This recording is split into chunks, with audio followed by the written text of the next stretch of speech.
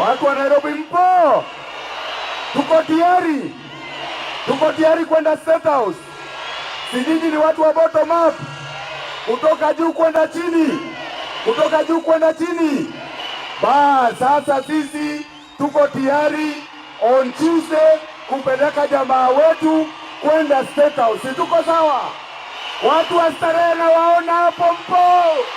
Watu wa starehe mpo? Asante sana. Asante Saimo. Sasa huyu manaitwa Mheshimiwa Robo kutoka Kamkunji. Mimi naitwa Robo. Mupatie Kenya Kwanza anda uongozi ya William Samoei Ruto, the fifth president ya Kenya. Na wananchi ya Kenya, mahali popote ambaye mupo, sisi ni watu ya amani. Lazima tudumishe amani. Hatutaki siasa ya vurugu na vita. La mwisho, mimi najua ya kwamba tarehe 9 William Samoei Ruto atashinda kura, na yale ambayo tunauliza ni atashinda na kura ngapi. Tunasema asanteni sana watu wa Nairobi.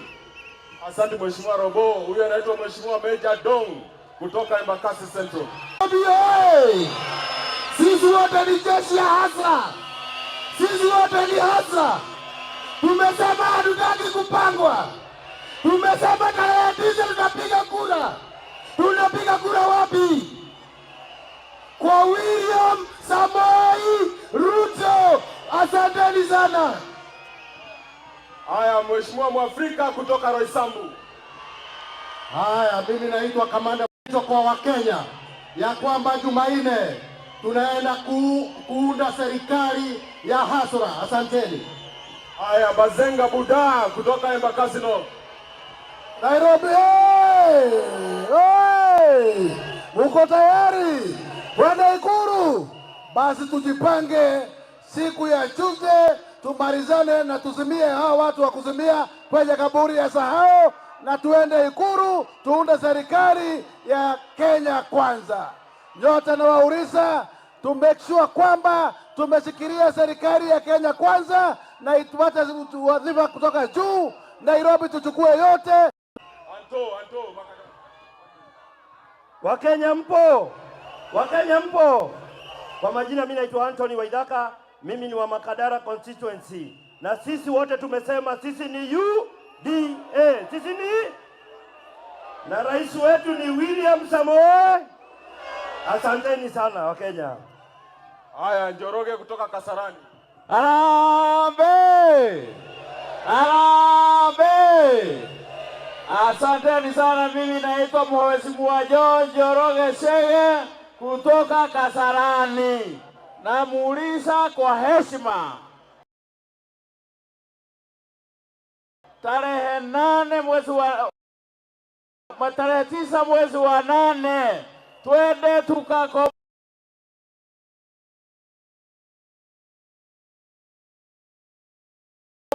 Kenya.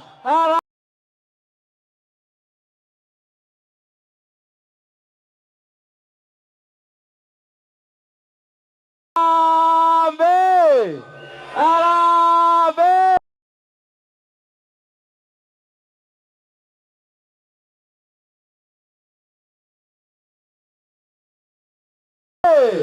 Rais wetu wapi?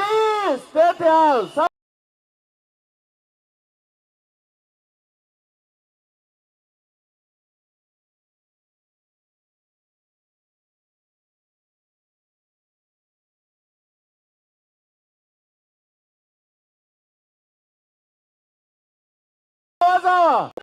Arambe! Rais wetu wapi? State House. Sawa sawa. Asanteni. Haya, Havi kutoka Westlands. Wakenya mjambo. Wakati ndio huu. Mujitokeze kwa wingi, mubadilishe uongozi wa Kenya. Sawa sawa. Kenya mjambo. Amjambo. Vijana muko? Tarehe 9 muko?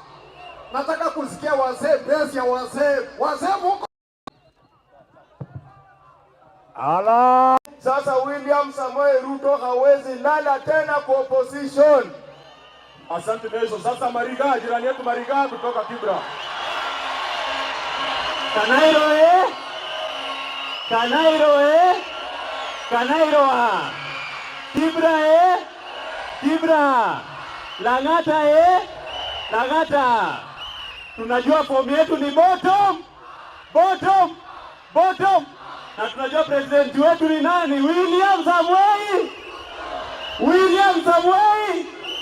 Asanteni sana. Tarehe 9 mwezi wa 8 tujitokeze kwa wingi. Mbarikiwa, asanteni. Samariga siko hivyo. Na mimi naitwa Generali kutoka Langata, si ndio? Sasa nataka nipatie KJ pia kutoka Dagos. Wapi kelele Nairobi? Jina langu ni John Kiarie kutoka Stronghold ya UDA kule Dagoretti Kusini. Ongea lugha ya Nairobi. Sema #William the Fifth. Sema #UDA.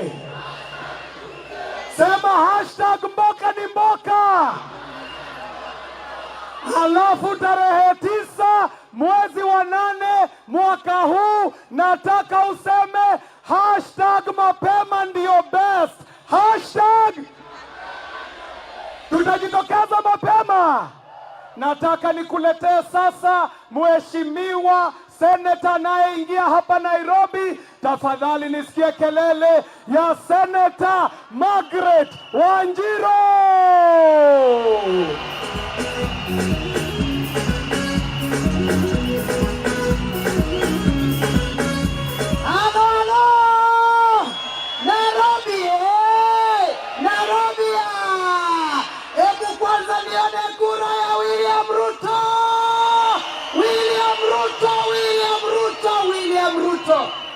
Jambo la kwanza, tukijitokeza Jumanne kwenda kupiga kura, usitembee peke yako, bebana na watu wengi. Hakikisha wameenda kupiga kura, na kila mtu nakutana naye kwa barabara, mwambie William Ruto. Tumekubaliana. Jambo la pili, ukifika kwa ile karatasi ingine ya yellow, ile ya seneta, usitafute bishop. Hakuna title ya bishop. Utapata Margaret Wanjiru hapo chini kabisa, ila inasema bottom up. Hapo chini utaona alama ya wheelbarrow, utaona UDA na uweke tick seneta wa Nairobi. Tuko sawa hapo? Na jambo la mwisho, kila karatasi unashika, kila karatasi, hizo karatasi zote 6, tafuta na macho wheelbarrow.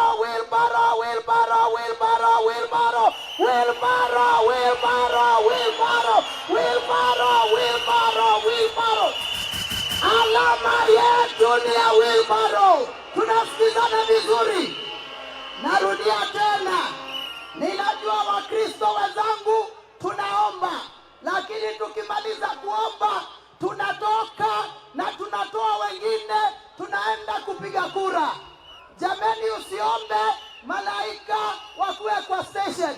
Malaika hana kura, wewe jitokeze na kura yako na utoe zingine. Usiseme Mungu kuja, Mungu hana kura, wewe kuja.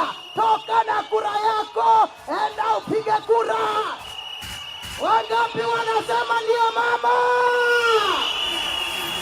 Nawapenda, tupige kura ya amani. Tupige kura ya amani. Vijana mpo? Vijana mpo? Hatutaki vita. Sisi viongozi wa UDA, sisi watu wa UDA, followers wote wa UDA, Kenya Kwanza, hatunanga vita. Ushaona vita kwa Kenya Kwanza? Hatuna vita, tunaomba kura ya amani. Sinawapenda. Mungu awabariki sana. Nairobi mmesema seneta ni nani? Asanteni. Wapi kelele ya Bishop? DJ nataka unikaribishie kinairobi. Nikimleta Mama County MP, Women Rep wa Nairobi, Mama Miradi Millicent Nyaboke Omanga. Hey! Don't sleep, don't sleep. Wake up. Wake up. Twende Millicent, twende. Wake up. Wapi Kayole? Wake up. Mahasla wa Nairobi oye! Mahasla wa Nairobi oye! Huyu ndio mama yenu, ule kuku ya kienyeji. Mimi ninaomba Jumanne tujitokeze kwa wingi, tumpigie William Samoei Ruto pamoja na jeshi yake. Tutajitokeza. Raundi hii sisi tunapigia watu ambao wako na ajenda ya kubadilisha uchumi. Tunasema tunataka bei ya mafuta irudi vile Kibaki aliwacha. Tunataka bei ya unga irudi vile Kibaki aliwacha. Tunataka bei ya sukari irudi vile Kibaki aliwacha. Tunataka bei ya maziwa irudi vile Kibaki aliwacha.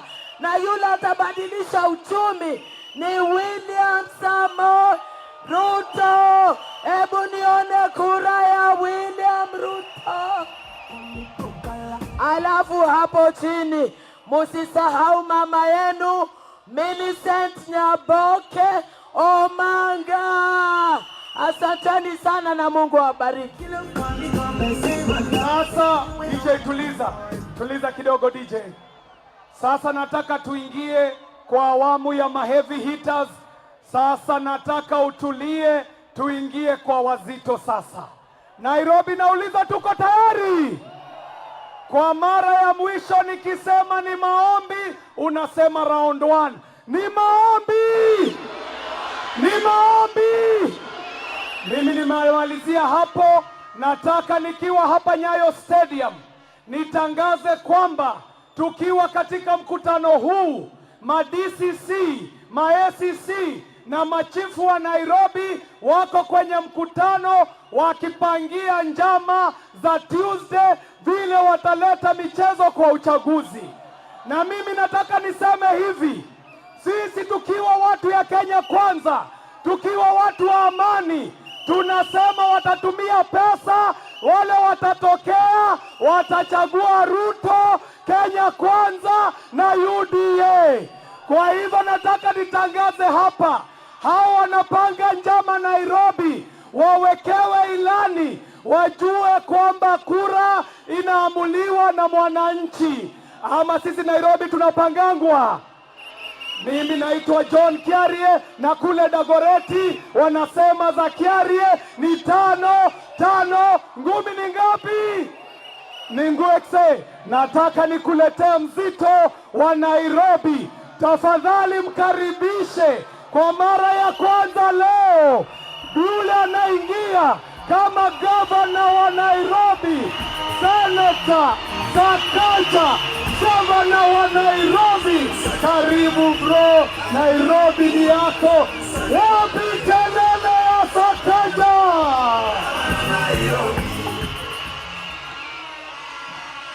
Asante sana KJ. Bwana asifiwe Nairobi. Bwana asifiwe Nairobi. Harambee. Harambee. UDA. Kazi ni kazi. Pesa mfukoni, si ndio hiyo? Leo ni siku ya furaha sana. Your Excellency, the incoming President of the Republic of Kenya, William Samoei Ruto, karibu sana Nairobi. Your Excellency Rigathi Gachagua, the next Deputy President of Kenya, pamoja na wazito wote wa Kenya Kwanza, Musalia Mudavadi, JB Muturi, Weta, Mheshimiwa Gavana wa Machakos Mutua, tuko na Gavana wa Kilifi, na tuko na gavana aliyekuwa Nairobi Sonko ako hapa, na nitawaalika wazungumze, si ndio?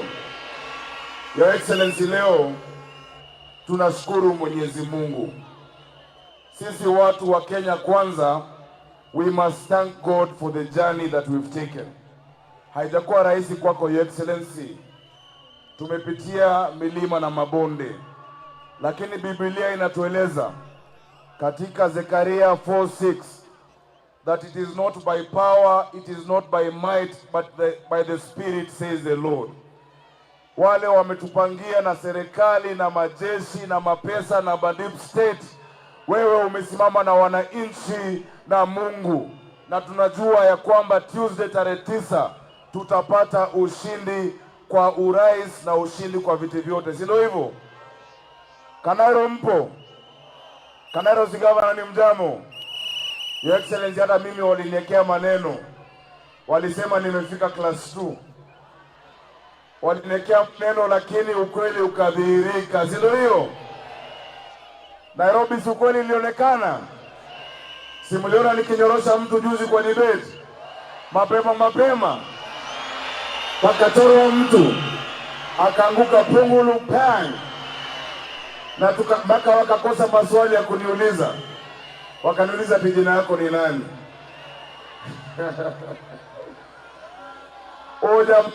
Wakauliza mambo ya maji, nikaeleza vizuri kuanzia 1907 1936 tukapiga hesabu. Yeye akauliza mambo ya maji, akasema nini? Ati Martha Karua, kwa sababu yeye ni project, si ndio hiyo? Nairobi gavana ni nani? Gavana ni nani? Asubuhi na mapema, si ndio hiyo? Na tunaamka saa ngapi tarehe 9? Hamlali tarehe 9. Hata ile mambo wanapanga, wacha wapange. Hao ndio wako na kura ama ni sisi? Ni machiefs na wadosi wako na kura ama ni sisi? Si ni sisi wananchi? Na tumeamua sisi katika Kenya Kwanza hatuna makasiriko, tuko na matumaini ya kuwa Kenya itabadilika tarehe 9, ya kuwa vijana wetu watatoka kwa dimanga, tumekaa kwa mawe, si ndio hiyo? Mavijana, si mnanicheki? Si mimi kijana kama nyinyi? Imebaki tu watu wamoja tuvuke gavana, ni watoe kwa dimanga mavijana, ama ni aje siku zote? So mimi nataka niwaletee viongozi ambao watatuzungumzia. Kwanza nitaanza na deputy governor anaitwa Njoroge Mushiri, ambaye tutafanya kazi na yeye katika kaunti ya Nairobi. Makofi ya Njoroge Mushiri, deputy governor, haraka haraka. Siasa safi na maendeleo.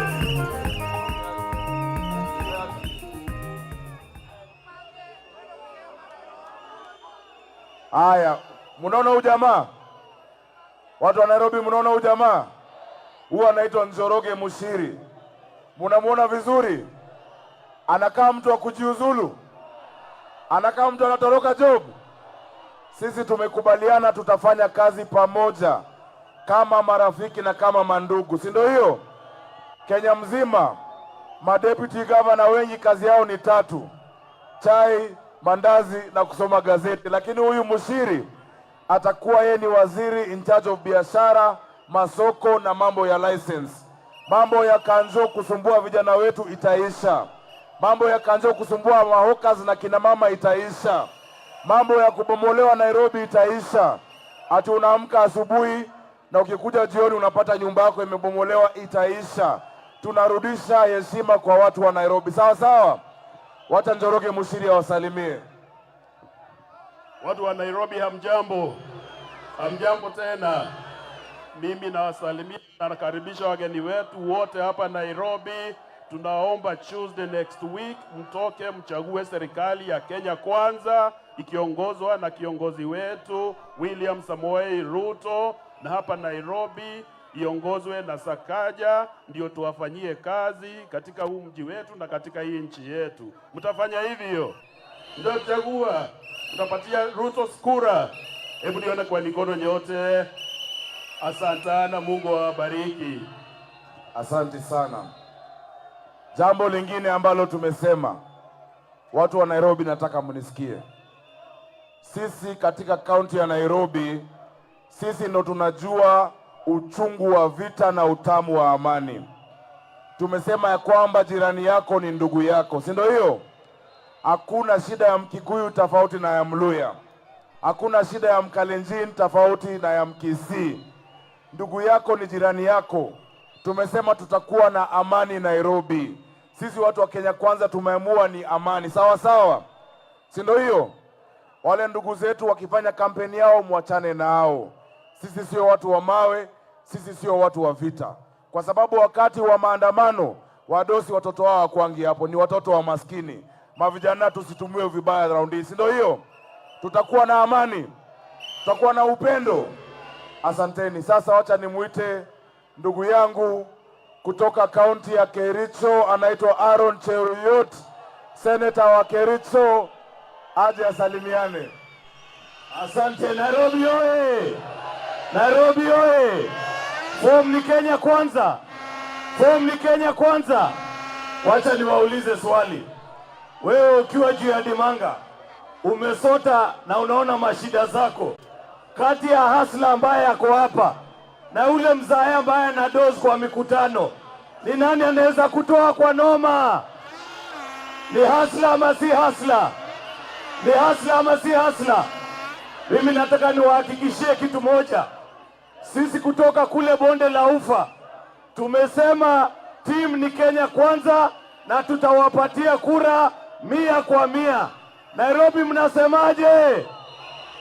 Nairobi ni 100%. Nairobi ni 100%. Ya mwisho ni mambo ya machief madio kutumika kujaribu kuzua noma siku ya kura. Mimi nataka kusema hivi, kazi ya kusimamia kura ni kazi ya IEBC peke yake. Chief hana shughuli yoyote.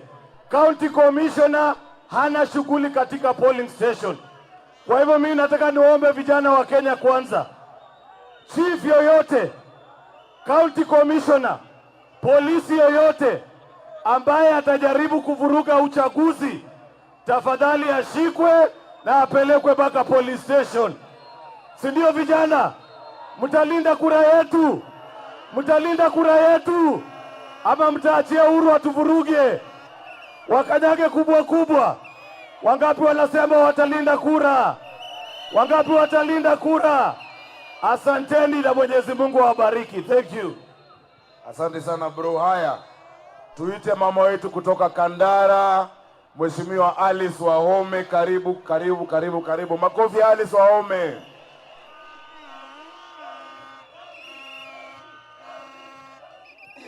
Nairobi Nairobi vijana vijana na wamama hai.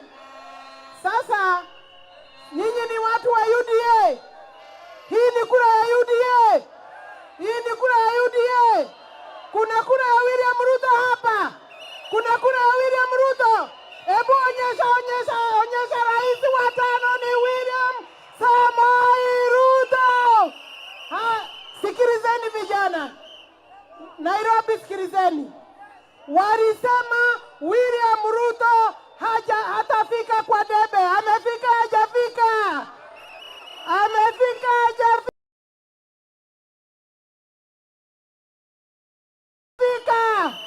Wakamaka matope, sisi tukampanguza, tulimpanguza. Mwishowe wakasema tuondoke kwa serikali. Mnakumbuka? Wakasema tuondoke kwa serikali. Tulipoondoka kwa serikali, bei ya mafuta ikapanda, bei ya chakula ikapanda, bei ya unga ikapanda, bei ya chakula ya kila kitu ikapanda. Sasa wacha nimwambie Nairobi, Nairobi tuko na kura ama hatuna? Tuko na kura ama hatuna? Tarehe ni tarehe 9, si ndio? Muko tayari? Muko tayari na kura? Kama inawezekana, lakini wacha Sakaja niambie naibu Naibu wa Rais, sisi tuko tayari mapema 100%, kura ni yako, lakini tunataka Uhuru Muigai Kenyatta, our president, lazima rais wetu aweke amani tarehe 9. Wangapi wanakubali Uhuru aweke amani? Uhuru aweke amani, si ndio? Aweke amani na askari yake, na ajue ya kwamba kukikosekana kuwe na vita, yeye ndiye tutawekelea hiyo mzigo. Wangapi wanasema inawezekana bila Uhuru? Inawezekana bila Uhuru? Inawezekana bila Uhuru? Asante sana. Wacha niite gavana wa Kilifi Amason Kingi atupe salamu kutoka Coast Province, kutoka Kilifi. Makofi ya Kingi. Nairobi hoye! Wakenya hoye! Hii ndo rali ya mwisho, lakini nataka niwaambie wa Nairobi, nataka niwaambie wa Kenya, we have given you the plan. We have given you the plan as Kenya Kwanza. Tumetembea kutoka Lake Victoria mpaka kule baharini Pwani. Tumetembea kutoka Lake Turkana mpaka kule Taita Taveta. We have explained to you our plan, a clear plan, a clear vision. It's up to you Kenyans to choose a clear plan that is Kenya Kwanza, and the confusion that is Azimio. Mutachagua nini wa Pwani? Mutachagua nini wa Kenya? Are you going to choose between a plan and the confusion that is Azimio? Tunaenda na Kenya Kwanza ama tutaazimia? Tunaenda na Kenya Kwanza, si ndio?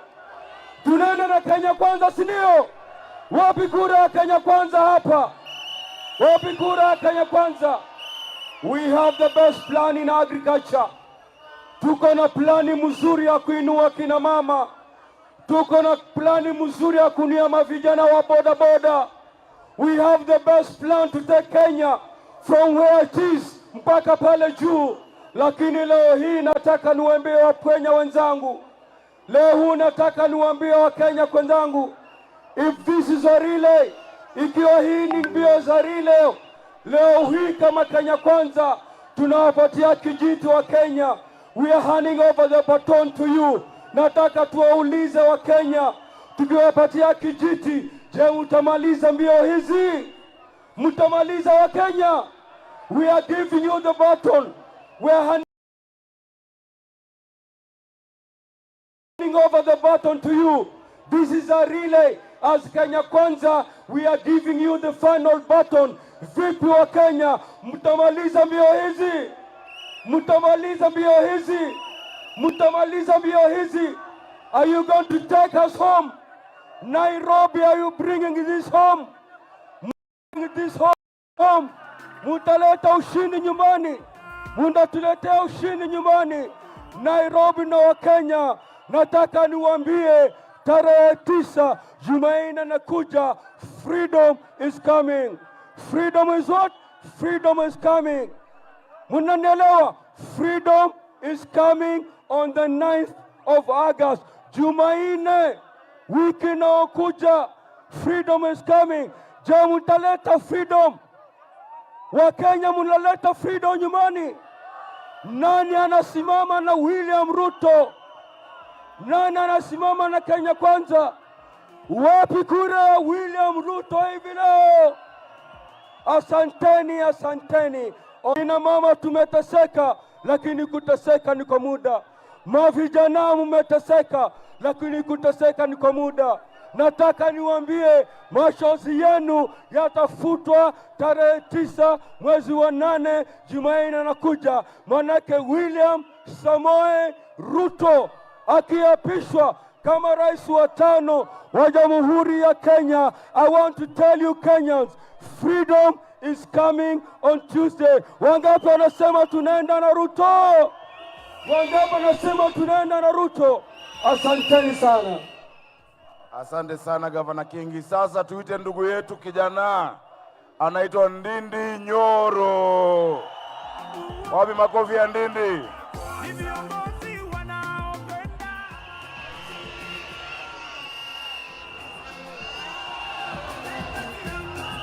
Nairobi oye! Kenya oye! Si hapa ni capital ya Kenya.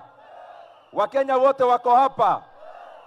Tarehe 9 mwezi wa 8 ambayo ni next week, kwa majina yake matatu tunachagua nani kama rais wa Kenya.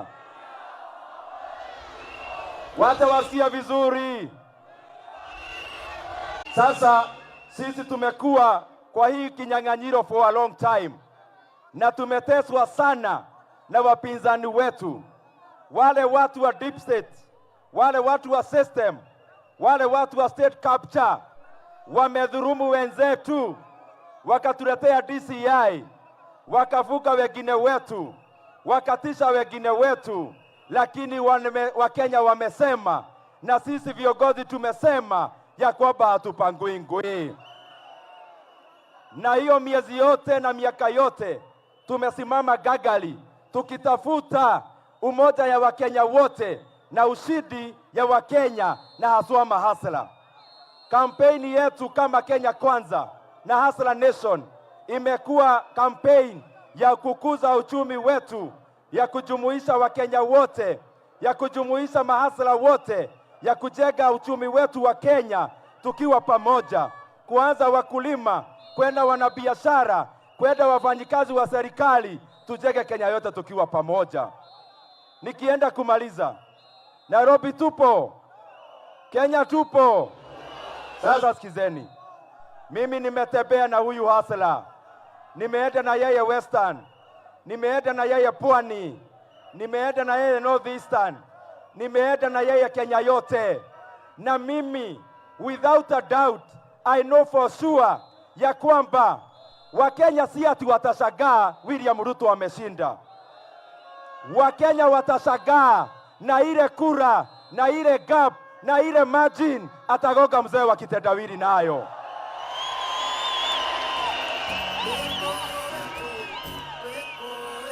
Wanajifanya hawasikii Kiswahili, wacha niwaeleze kwa kimombo. Next week, 9th of August, Kenyans will not even be surprised about the victory of William Ruto. Kenyans already know William Ruto is winning. The surprise and the shock will be on the margin, on the gap, that William Ruto will defeat his closest competitor. Na nikimaliza wajue hivi, na wanisikia nikiongea hapa kutoka Murang'a kama kijana wa Mau Mau, tukiwashinda hakuna handshake.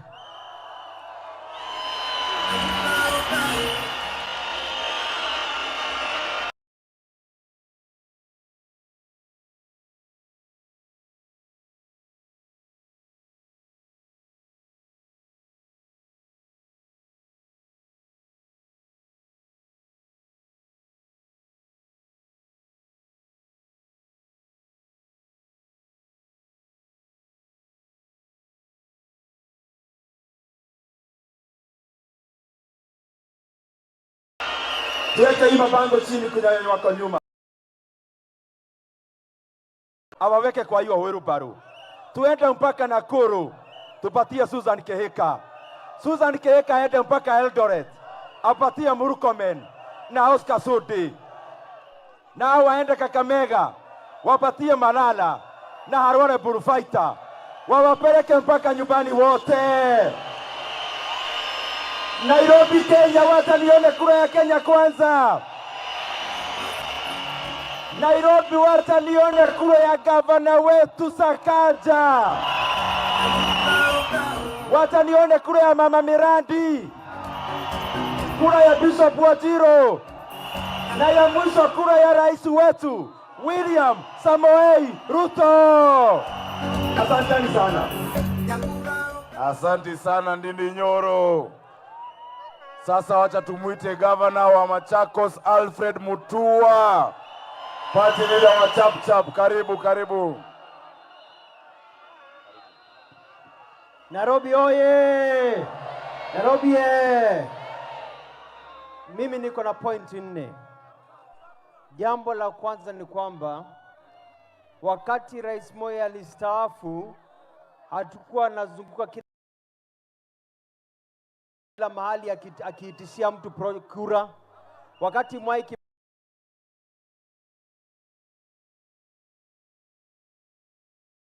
Kibaki alistaafu, hakuwa na project.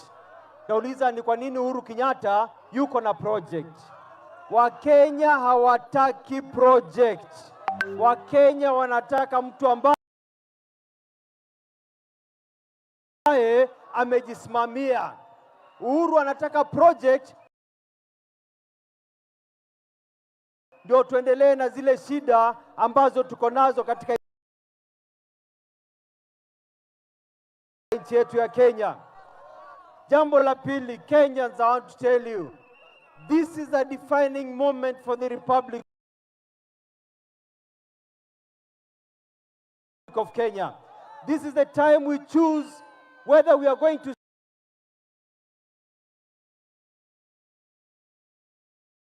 stick to the past or whether we are going to move forward as a country. And the only team that can provide that is a team led by William Samoei Ruto. Jambo lingine ni hili. We are in shackles of poverty and tribalism. Watu wangu wa Kenya, wakati unapiga kura, jipigie wewe mwenyewe. Pigia mtu ambaye anaelewa shida zako.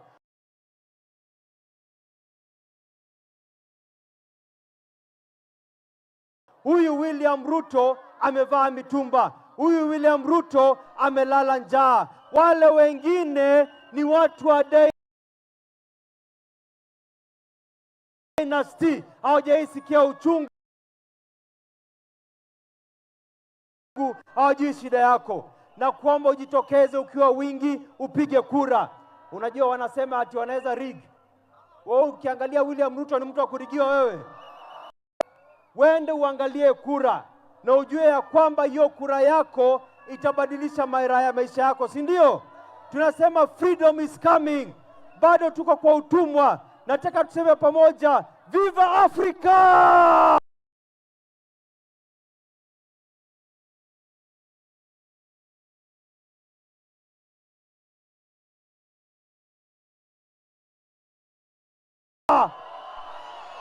Viva Kenya Kwanza!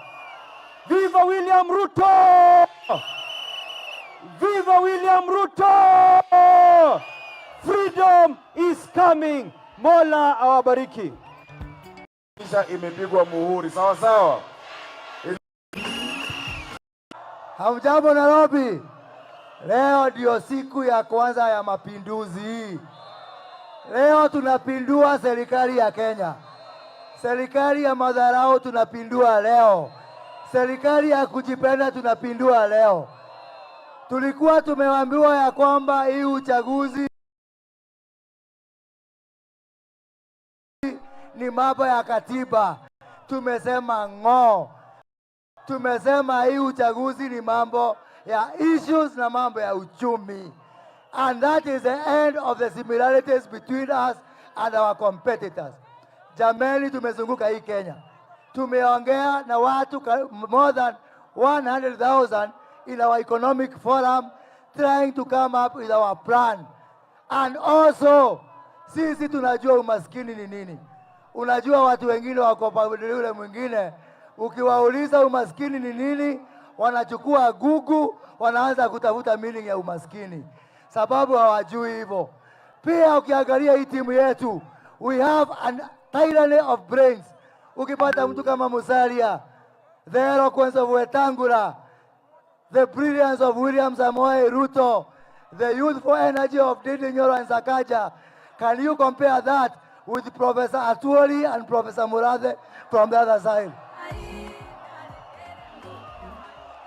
Na niseme, jameni, tumepitia mengi. Nataka kumwambia leo rafiki yangu Uhuru Kenyatta, you took over 10 years ago from a gentleman called Mwai Kibaki, a guy who never tried to manage his own transition, a guy who grew the economy, mtu ambaye alijenga ile original bottom up. Mr. President, umefanya kila mtu akuwe maskini. Kila mtu amesota sababu yako. Umetuonyesha kiburi. You are the biggest failure of a president. You are the most incompetent president Kenya has ever produced. Wakati wa Mwai Kibaki was not fearing people who are more intelligent than him. In fact, Kibaki used to like people with ideas. But Uhuru Kenyatta is the most petty individual I have ever seen in the continent of Africa. Tulikuwa hapa na mpango wetu. Wewe uko na miaka 60. Ulichukua kutoka kwa Kibaki wa miaka 70 na kitu. Saa hii unataka kutupitisha kwa mzee wa miaka 80. Shame on you. Shame on you. Shame on you. Shame on. Mwisho. My friend Mr. President, we are going to shame you. Jameni, chukua popcorn. Sit back. Chukua whiskey yako pamoja. Tuesday angalia. Utapata mfuriko wa kura milioni 12 ambao utapigia kura William Ruto. And we are not going to revenge. And we are not going to be as divisive, as petty, as useless as you are. We are going to force you to live in a prosperous country, united country, a country divided of tribalism, and where every Kenya has a stake. Mungu awabariki na walinde. Asante sana. Asante sana Moses Kuria Jamba. Sasa tumkaribishe Gladys Sholei, Women Representative wa Singishu County. Wakili Sholei, karibu. Nafikiri vile wabunge walitambulishwa, Mheshimiwa Embakasi West alikuwa yuko, George Theuri pia yako area. Sawa sawa. Watu wa Embakasi West, mbona Theuri? Haya. Watu wa Nairobi oye! Vijana oye! Wamama oye! Wahasla oye! Muko tayari kupitisha serikali ya Chief Hasla? Wangapi wako tayari? Wacha nione kura ya Chief Hasla. Haya, kwa sababu mmesema muko na kura ya Chief Hasla, mimi nataka mfanye hivi. Nataka mchunge kura ya Chief Hasla. Mukipiga chunga. Wangapi watachunga kura? Mimi nataka museme hivi. Mjue mkipiga kura, mnapiga kwa polling station. Kuhesabiwa ya kura ni katika polling station. Kutangaza kura ni katika polling station. Sasa mjue ni nyinyi ndio mtaamua, ni nyinyi ndio mtahesabu kura, ni nyinyi ndio mtatangaza kura. Ile kazi Chebukati atatangaza hapa Bomas ni kura yenyu ya polling station. Sasa mjue polling station na nyinyi ndio system. Sava ni nyinyi. Sema sava ni sisi. Msiambiwa kuna sava mahali ingine kwa Musheru ule minister. Ni nyinyi ndio sava, nyinyi ndio mnapiga kura, nyinyi ndio system. Wangapi wanasema sisi ni system? Na pia ningependa kutangazia Bwana Matiangi, together with your operatives, let me tell you something. The electoral system of this country cannot be penetrated by you. Bwana Musheru, the electoral system of this country cannot be penetrated by you. The counting will happen at the polling station. The announcement will happen at the polling station.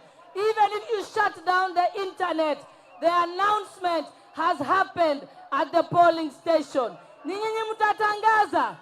Wangapi watatangaza Hasla? Asanteni sana. Mungu awabariki.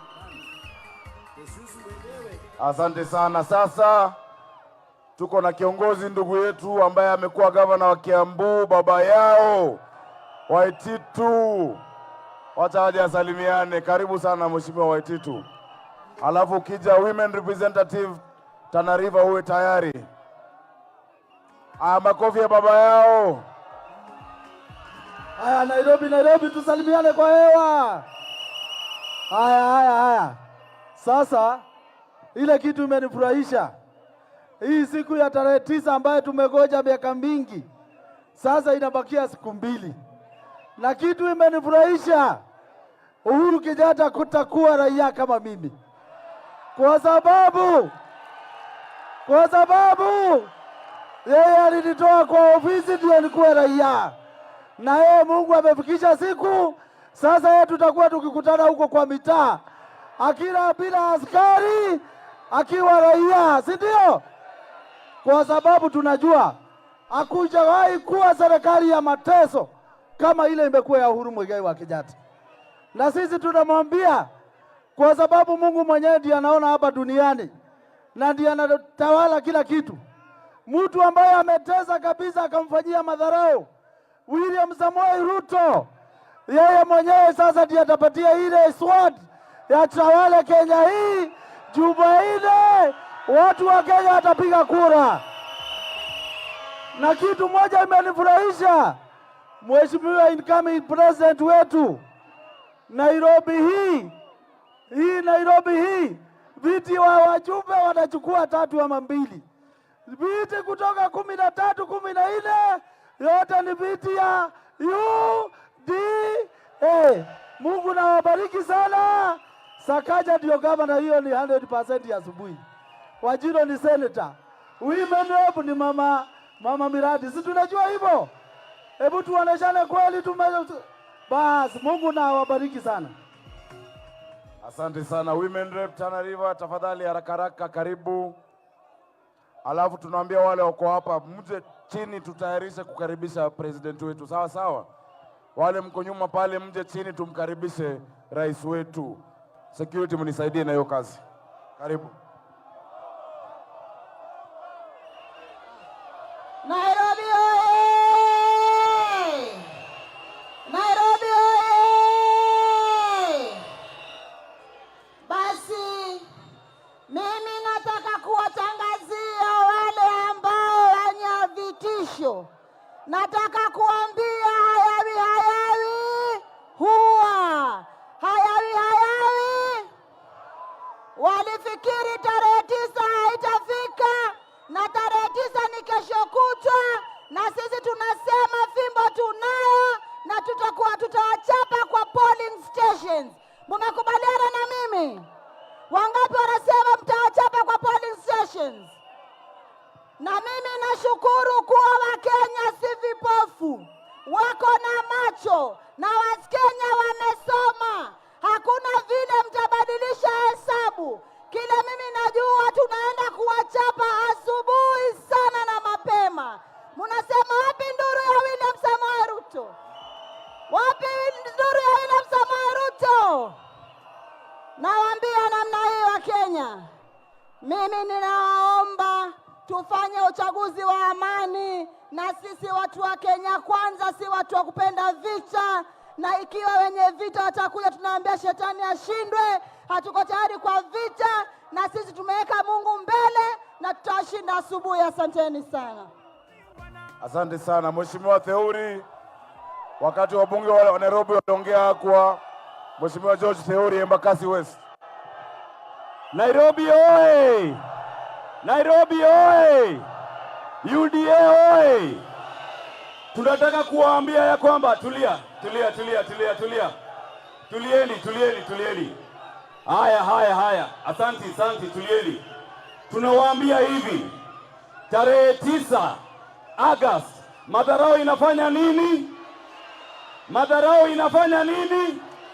Wametudhulumu vijana wetu, wamama wetu wamedhulumiwa kazi mtaani kwa sababu ya siasa. Lakini leo tunawaambia hivi, tarehe 9 hii madharau inafanya nini? Hata watume wana chief, watume DC na DO wanunue ID za vijana. Tunawaambia hiyo madharau inafanya nini? Wapende wasipende, William Samoei Ruto ndiye atakuwa president wetu. Wangapi wanakubaliana na mimi? Asanteni sana na Mwenyezi Mungu awabariki. Asante sana Mheshimiwa Ketu Waruguru, karibu. Washughulika na yako, napenda za kwangu, washughulika na kwako. kabisa. Nairobi oye! Nairobi oye! Wacha nione kura za William Ruto hapa. Your Excellency the First President of the Republic of Kenya, Dr. William Samoei Arap Ruto, and the Deputy President Rigathi Gachagua, we are addressing the nation for one more time. Kitambo Tuesday ifike asubuhi tukuhakikisha kwa debe ya kwamba wewe ni project ya mahustlers wote katika taifa la Kenya. Tunataka kuuliza mahustlers mahali mko, kuanzia kule pwani kukuja hapa Nairobi mpaka mipaka ya Kenya.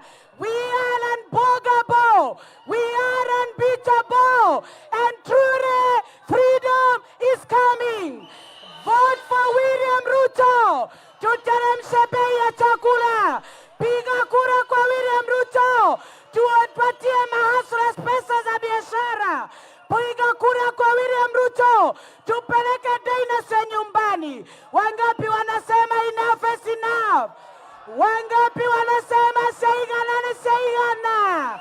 Wangapi wanasema freedom is here? Hebu sema freedom is here. Want to go? Hii jamaa anaitwa Sakaja ametosha, Nairobi hajatosha. Wacha nione warembo wote wa Nairobi. Wapi kura ya Millicent Omanga? Wapi kura ya Mama Bishop Wanjiru? Tunasema ni wheelbarrow kuteremka mpaka MCA. Niwapatie namba ya simu 0712 28 Ruto ndani. Asante sana. Haya, jirani wetu kutoka Kikuyu constituency Kimani Ichung'wah, karibu sana. Haya, Nairobi hoi, Kenya hoi. Mumeamua? Kabla sijaongea, wacha niwajulishe huyu mama, lakini anaogopa microphone. Huyu mama anaitwa Mama Jane Kariuki. Habari. Anaogopa microphone. Huyu mama ni mjane, ni orphan. Baba yake ni the late J.M. Kariuki. Na tunamtambua, asante mama. Tunamtambua huyu mama sababu baba yake ndiye alikuwa hustler wa kwanza kutetea mahasla wengine Kenya. Si mnajua hivyo? Na wakati baba yake alisema that we want to build a country where we will not have 10 millionaires and 10 million beggars, wakamuua. Si mnajua waliua J.M. Kariuki? And the people who killed, the people who murdered J.M. Kariuki are the same people who took over the land that Kenyans fought for by blood and tears. And they killed J.M. Kariuki, the father to Jane, because J.M. Kariuki fought for the poor in this country. Waliua baba yake sababu alitetea maskini. Nasema hayo sababu Kenya imeamua tunampigia kura William Samoei Ruto. And we are voting for William Ruto because he is the reincarnation of J.M. Kariuki. He has stood with the poor masses. He has stood with the hustlers in Kenya. Na Mungu, wewe William Ruto, ukiwa naibu wa rais, Mungu amekuhifadhi, Mungu amekulinda. Wakati walikupangia huko Lamada, Hotel Lamada, Mungu akakulinda. Mungu akafichua njama yao ya kumaliza maisha yako ili uokoe hawa wa Kenya maskini kutoka kwa hawa wabeberu weusi. Kweli si kweli?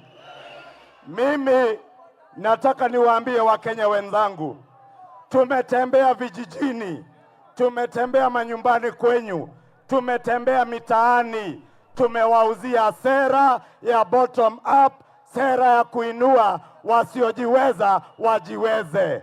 Wale wametudhurumu, wale wametutesa, lakini tunawaambia Uhuru na sio Uhuru Kenyatta waja Jumanne ijayo. Uhuru Kenyatta Jumanne ijayo aenda, and freedom is coming. Freedom!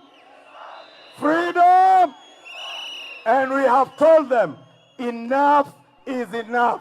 On the 9th of August, we will put in place a government that has a credible plan, a plan to uplift the people of Kenya from the poverty inflicted on them by the merchants of deceit, the masters of doublespeak, the masters of lies, and the chief liar in Kenya, and the masters of political conmanship, and the merchants and the architects of state capture. State capture itaisha tarehe 9 mwezi huu Jumanne ijayo. Kenya mko tayari? Kenya mko tayari? Hebu nione kura ya William Ruto, William Ruto.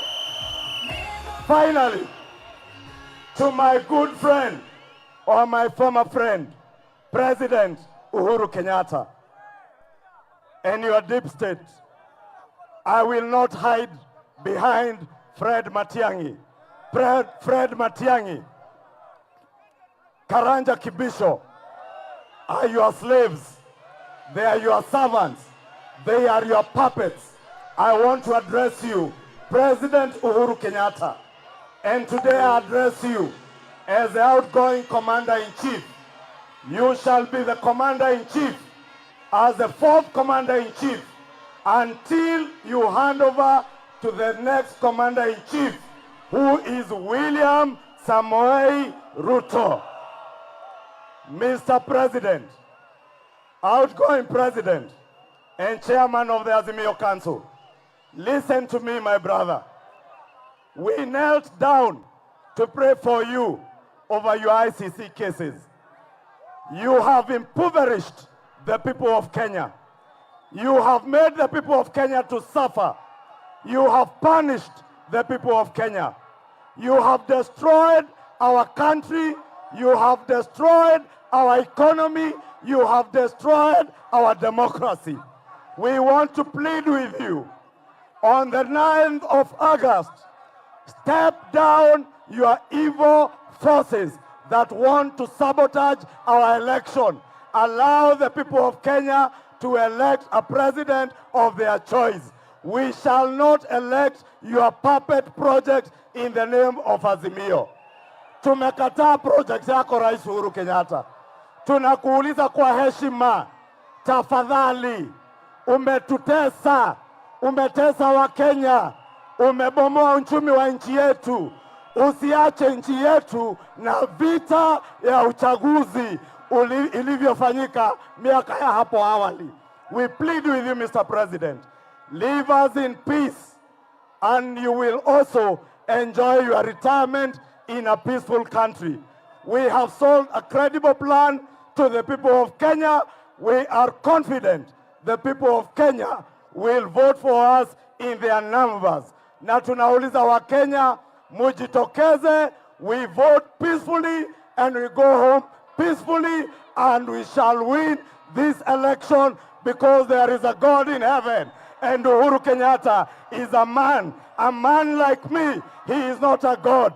And we want to tell him from Nyayo Stadium today, hakuna siku Uhuru Kenyatta, sisi wa Kenya tutakupigia magoti tukuabudu kama Mungu.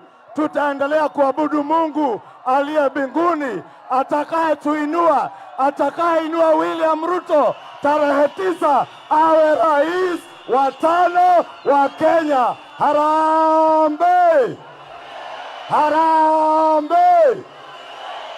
Mutaamka mapema, mutapiga kura kwa amani. Mujue kura hii tunapigia gharama ya chini ya maisha. Kura hii tunapigia umoja wa Kenya. Kura hii tunapigia uchumi bora. Kura hii tunapiga kurudisha pesa mifukoni, so that we prove to them that this country belongs to the people and does not belong to the Kenyatta family, the Moi family, or the Jaramogi Oginga Odinga family. Kenya belongs to all of us. Harambee! Mutaonyesha Kenya ni yetu. Kenya sio ya Kenyatta, Kenya sio ya Odinga, Kenya sio ya Moi, Kenya sio ya familia tatu.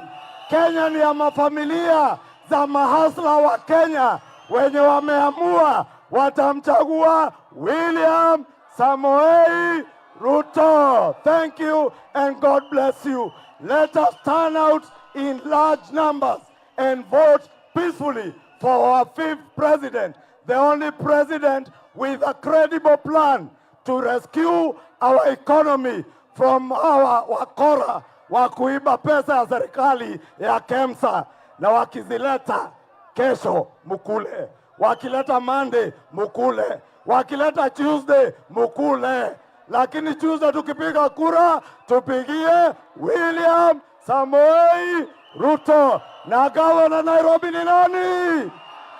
Gavana nani? Asante, God bless you. Asante sana Ishungwa. Women representative Nyeri Mukami, please kuja. Mheshimiwa Mukami. Alafu tutakuwa na Governor Sonko. Nairobi, kumbe nyinyi ni watu wa UDA, watu wa bottom up. Kule kwetu tumeamua hivi, na ninataka kuambia hawa waheshimiwa wako hapa, sisi hatutachagua baba wa samaki, tunachagua William Samoei Ruto na Rigathi Gachagua, si ndio hivyo? Alafu hiyo pesa wanaita mashifts, wanapatia mashifts. Tumeamua tutaenda tukule hiyo pesa tau, lakini kura tunapatia William Samoei Ruto. Asanteni sana, Mungu awabariki. Aya, sasa wacha niite ndugu yangu ambaye alikuwa gavana wa pili wa Nairobi, Mike Mbuvi Sonko. Wapi makofi ya Sonko?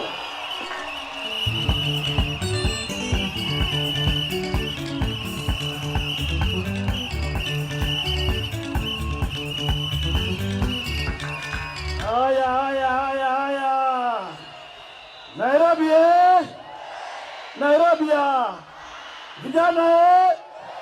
Vijana. Wamama. Hebu tusalimiane kwa hewa. Bwana Yesu asifiwe. Kule juu, Bwana Yesu asifiwe. Asanteni sana. Mimi sitaki kuongea mambo mingi, sababu mnajua Nairobi iko na wenyewe siku hizi, si ndio? Lakini kabla niendelee, huu mwezi wa Agosti ni mwezi wa kitofauti kwa historia ya Kenya. Mimi nasikia hapa kina Kimani Ichung'wah wakiongea mambo ya vile kina JM Kariuki wameuawa. Mimi naona watu tukikiwa na sikukuu ya Kenyatta Day kusherehekea vile hayati marehemu Jomo Kenyatta alituacha. Naona tuko na Moi Day. Naona wakati wa tarehe ile Mheshimiwa Kenneth Matiba alizikwa, watu wanaenda kuweka maua. Lakini mimi nataka kuwakumbusha Wakenya, tarehe 1 Agosti babu yetu Raila Amolo Odinga alijaribu kupindua serikali ya mzee Moi. Na mwezi wa Agosti Wakenya wengi Nairobi, zaidi ya Wakenya 10,000 walipoteza maisha yao. Mimi nawaomba Wakenya wote wale wako hapa, wale walituangalia kwa runinga nyumbani, na wale wako Kasarani kwa mkutano wa kuzimia, mutoe kofia tunyamaze kwa dakika moja kwa sababu ya wale Wakenya walipoteza maisha yao mwezi wa Agosti.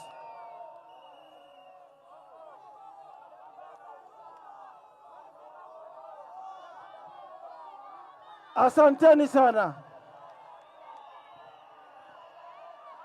Ya pili ile ningependa kusema, nyinyi nyote muliona dhuluma ambayo tulifanyiwa hapa Nairobi County. Nitoboe.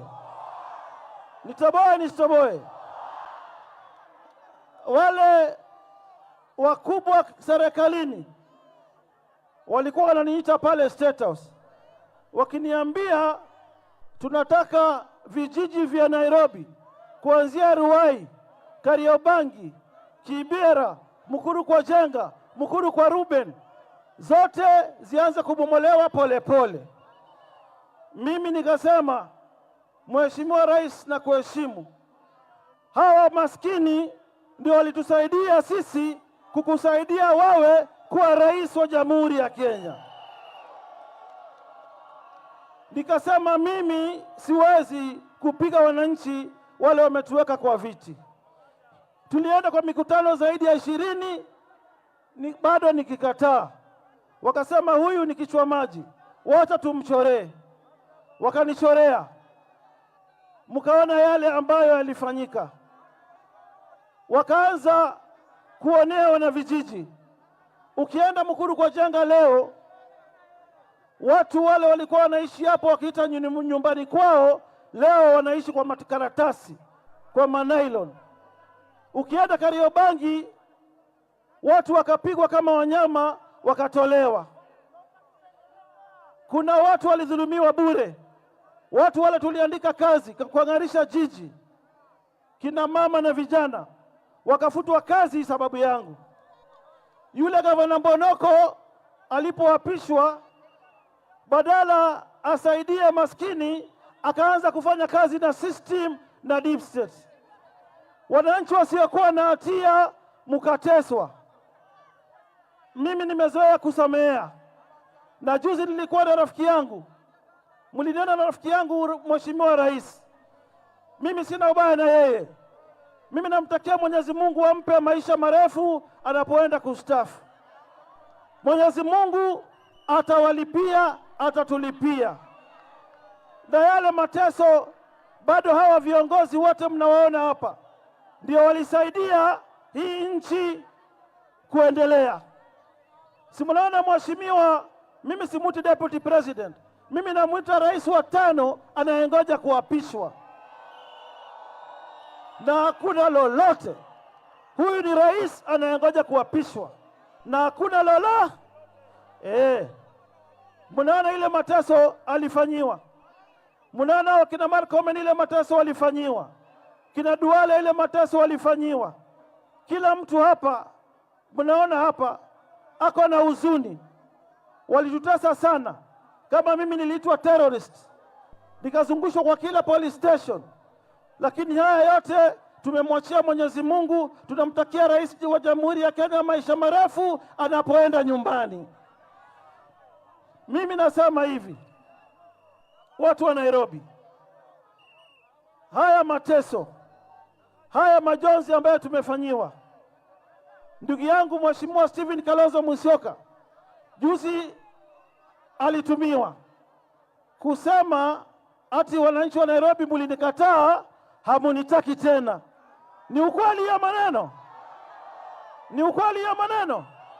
Sasa ndugu yangu Kalonzo, yeye ni mjomba yangu, sitaongea ubaya wake. Akaniweka box, akanipeleka kule Mombasani.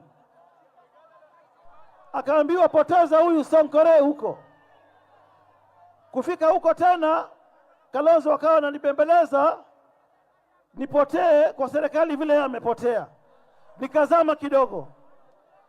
Lakini walipoendelea na mateso, huyu muungwana mnamwona hapa, rais wa 5 wa Jamhuri ya Kenya anayengoja kuapishwa,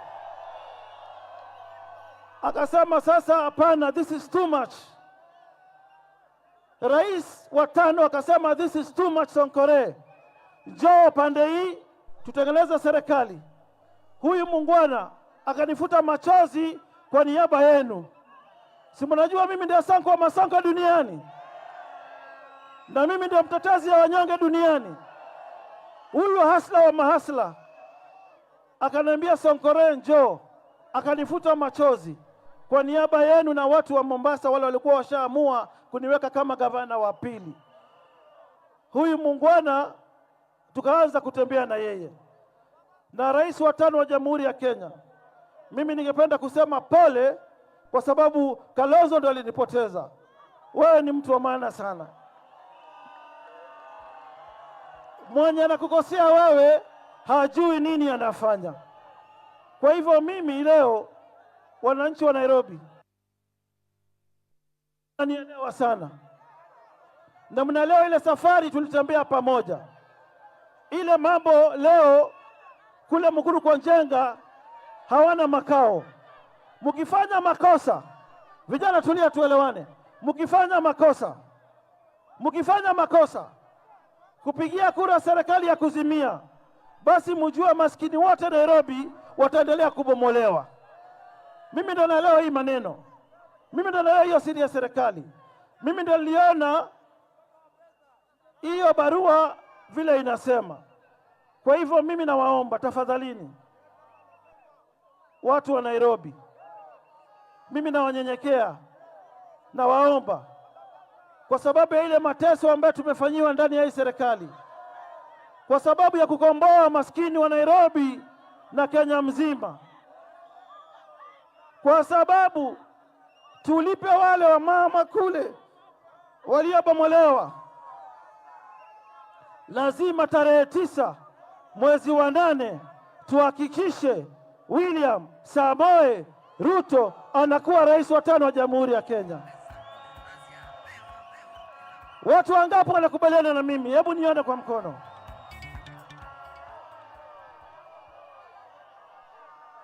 Mheshimiwa Sakaja,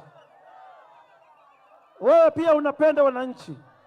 Tafadhali na kuomba, tarehe 9 ukishabeba Biblia, tarehe 9 rais wa 5 akibeba Biblia, wale wananchi wote wa Nairobi wamebomolewa, muwalipe pesa yao kulingana na katiba ya Kenya vile inasema.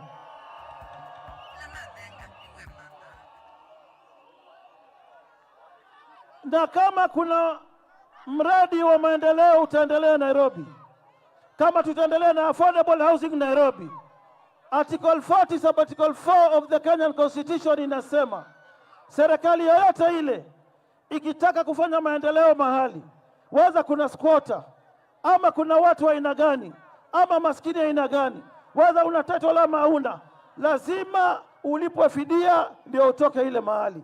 Sio wananchi kupigwa kama wanyama. Hiyo tumekataa. Tunakubaliana hiyo watu wa Nairobi? Kwa hivyo mimi nawapenda sana vile mnavyonipenda, lakini mjue mimi siko kwa ballot ya Nairobi. Ndugu yangu Sakaja ndio ako kwa ballot ya Nairobi. Mimi naomba huyu Sakaja mumsaidie kwa governor wa Nairobi. Mtamsaidia? Mtamsaidia? Haya, mimi bado naomba, mimi naomba kwa ile heshima mnanipatia na nawapatia, huyu Senator Bishop Margaret Wanjiru, mtamsaidia? Naomba mumsaidie. Sawa sawa. Huyu mrembo wetu Mama Msupa, Mama County, kwa zile shida tumepitia pamoja Nairobi, ile machozi tumelia pamoja Nairobi, naomba tafadhalini musaidie Millicent Omanga akuwa the next women rep wa Nairobi. Huyu ndugu yangu wa starehe, si mnamjua Saimo? Mnamjua Saimo?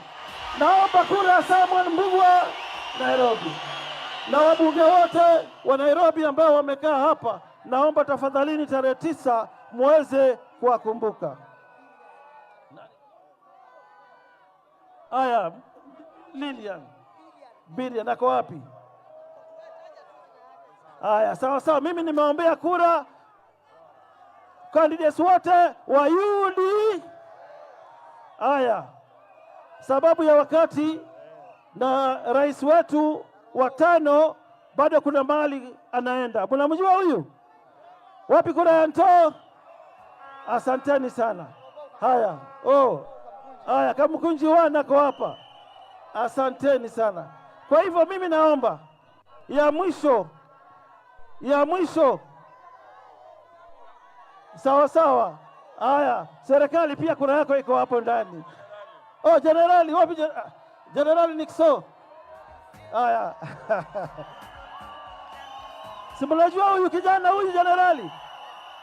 Huyu generali pia amepigwa, ameteswa, amelia vile mimi na William Samoei Ruto tumelia. tafadhalini, tarehe 9 mutufute machozi, tuweze kusaidia Deputy President, rais wa 5 kuwa rais wa Kenya. Sawa sawa. Wapi kura ya jenerali? Haya, nikimalizia sasa ndio viongozi wengine waongee. Nikisema Mheshimiwa William Samoei Ruto wapi, unasema State House, State House, State House, State House kabisa. Sawa sawa. Nikisema babu yetu kitendawili Tialala Kandale wapi, unasema Bondo, Bondo, Bondo, Bondo, kwenda kabisa. Mko tayari? Mko tayari Nairobi? Haya, Mheshimiwa William Samoei Ruto wapi? Babu wa vitendawili Raila Amolo Odinga wapi?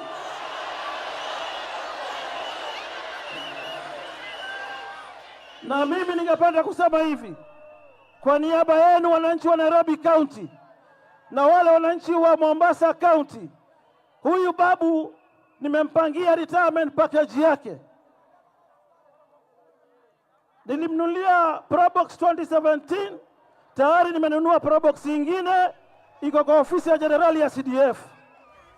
Bado babu nimemnunulia trakta ya kwenda kulima Bondo, na bado nimemnunulia wheelbarrow ya kwenda nayo Bondo, na bado babu nitamfungulia bakery kule Bondo auza mikate, na bado babu tutamkombolea duka aweze kuuza samaki na wholesale huko. Asanteni sana, Mwenyezi Mungu awabariki wananchi wa Nairobi. Asante sana. Sasa tumwalike Mheshimiwa Duale kutoka Garissa Town. Yule alikuwa amekuja hapa ni Abanas Kalumba wa Embakasi South, bado tuko naye. Asante sana. Watu wa Nairobi hamjambo? Hamjambo tena. Leo ni siku ya historia katika Jamhuri ya Kenya. Sisi tulitembea kila pembe ya nchi yetu tukiongozwa na rais wa 5 wa Jamhuri ya Kenya. We have made our case. We have a plan. We have an agenda. This ballot, the ballot on Tuesday, is a ballot to end impunity. The ballot on Tuesday is a ballot to revive the economy. The ballot on Tuesday you're going to cast is a ballot that is going to reduce the standard of living in our country. The ballot that you're going to vote, going to cast, is a ballot that is going to return the rule of law in our country. The ballot you're going to cast on Tuesday is a ballot that is going to deal with the debt issue in our country. The ballot you're going to cast on Tuesday, dear Kenyans, is about the ordinary citizens and not the leaders of our country. The ballot you're going to cast on Tuesday is going to bring an end to extrajudicial killing that is taking place in our country. The ballot that you're going to cast on Tuesday ndio itamaliza zile madharau ambaye huyu ndugu yetu alipitia. William Ruto, the Deputy President of the Republic of Kenya, went through a lot of humiliation. He was scorned. He was humiliated. Alifanyiwa madharau, na alifanyiwa madharau na Rais Uhuru Kenyatta na wafanyikazi wake. Walimfanyia madharau yeye na marafiki zake, wanasiasa na wafanyabiashara. Walifanyia madharau William Ruto na Wakenya mahaslas wengi. Leo mimi nina furaha sana, kama vile huyo Waititu alisema, Mheshimiwa Uhuru Kenyatta, wewe ulifikiri miaka 10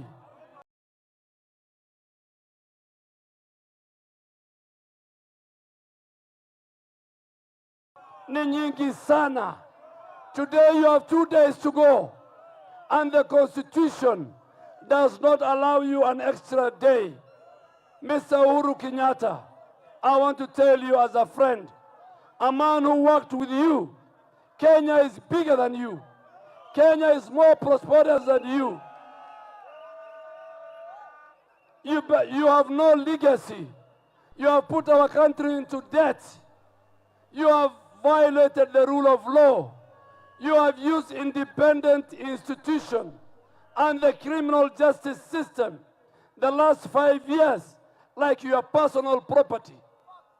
You have abused the Constitution. You have abused the rule of law. Mr. Uhuru Kenyatta, we are telling you, as you remain with the 2 days, please, please, leave our country in peace. Leave our country in peace. The Constitution has given you a robust retirement package, just like the previous president. Wewe mfano, umetesa Sonko, umetesa viongozi marafiki wa William Ruto. Lakini Baba Binguni, God the Almighty, has brought us to this day. We want the people of Kenya to exercise their constitutional right to elect the next government, a government that will be led, inshallah, by William Ruto, that will respect the Constitution, that will revive the economy, that will create jobs, that will give people sustainable, proper health care. Mheshimiwa Uhuru Kenyatta, Mungu ni mkubwa. Ulikuwa na kiburi, ulitesa watu, lakini wewe utakuwa raia baada ya siku mbili. As your friend, and I want to tell the public servants, senior public servants, my chief, my DC, county commissioners, regional coordinators, you know how many Kenyans went to ICC. Don't make your place in ICC. We are watching you. You will carry the cross. Uhuru Kenyatta has used public servant the last 5 years. He can no longer protect you. Today he was at Moi Air Base, handing over as the Commander-in-Chief of the Kenya Defense Forces. Uhuru Kenyatta will be a citizen. He will lose the immunity that the Constitution has given him. I want to ask ministers and PSs and public servants, you swore to defend the Constitution. You did not swear to defend Uhuru Kenyatta. Don't carry the cross. Protect your families. Protect the Constitution. Kenyans will go to the polls on Tuesday and they will elect a government that they want, and that government will be led by none other than the 5th president and the 5th deputy president who are sitting here. Watu wa Nairobi, mumekubaliana hiyo? Mumekubaliana hiyo? Mutachunga kura zetu. Mutachunga kura zetu. Mr. Chepukati, the able chair of IBC, you have a legacy to protect. Be like Isaac Hassan. Protect the will of the people. Protect and count the votes of the people of Kenya. Do not succumb to the whims of Uhuru Kenyatta and his project Kitendawili. Nyinyi ni watu wa hasla ama watu wa kitendawili? Wangapi watapigia William Ruto kura? Asanteni. Asante sana. Sasa watu wangu, tafadhali tuwe uangalifu. Hapa nimepata ID mbili, Penina Karambu Lintari na Simon Kaeke Mulwa. Hii ni kura ya Ruto na ya Sakaja. Sawa sawa? Hawa wawili wakuje hapa mbele tuwapatie ID. Chungeni kura yenu tafadhali. Najua kule mtaa machifu wananunua ID na thao moja. Mmekubali kuuza ma-ID zenu? Msiwauzie. Sawa sawa. Hii ID ndio silaha yako. Hii ID ndio itabadilisha maisha yako. Kura yako ndio itabadilisha maisha. Wacha niite ndugu yangu sasa, tuende haraka kabisa. Kipchumba Murkomen, Senator wa Elgeyo Marakwet na leader of majority wa Senate. Nairobi oye! Nairobi oye! Salimiane Nairobi namna hii. Asante sana. Ya kwanza mimi nataka kusema na washukuru wa Kenya wote ambao walisafiri safari hii na sisi na Chief Hasla kwa miaka 5 ambayo imepita, ambayo tumepitia mateso mengi sana. Sisi tulipigia kura Rais Uhuru Kenyatta na sisi tulimsaidia yeye akuwe rais, lakini alitufanyia ile Judas alimfanyia Yesu. Alifanyia mateso wa Kenya wengi, akawaharibia biashara zao, akawaharibia maisha yao, akawafukuza wenye walikuwa makazi tofauti tofauti.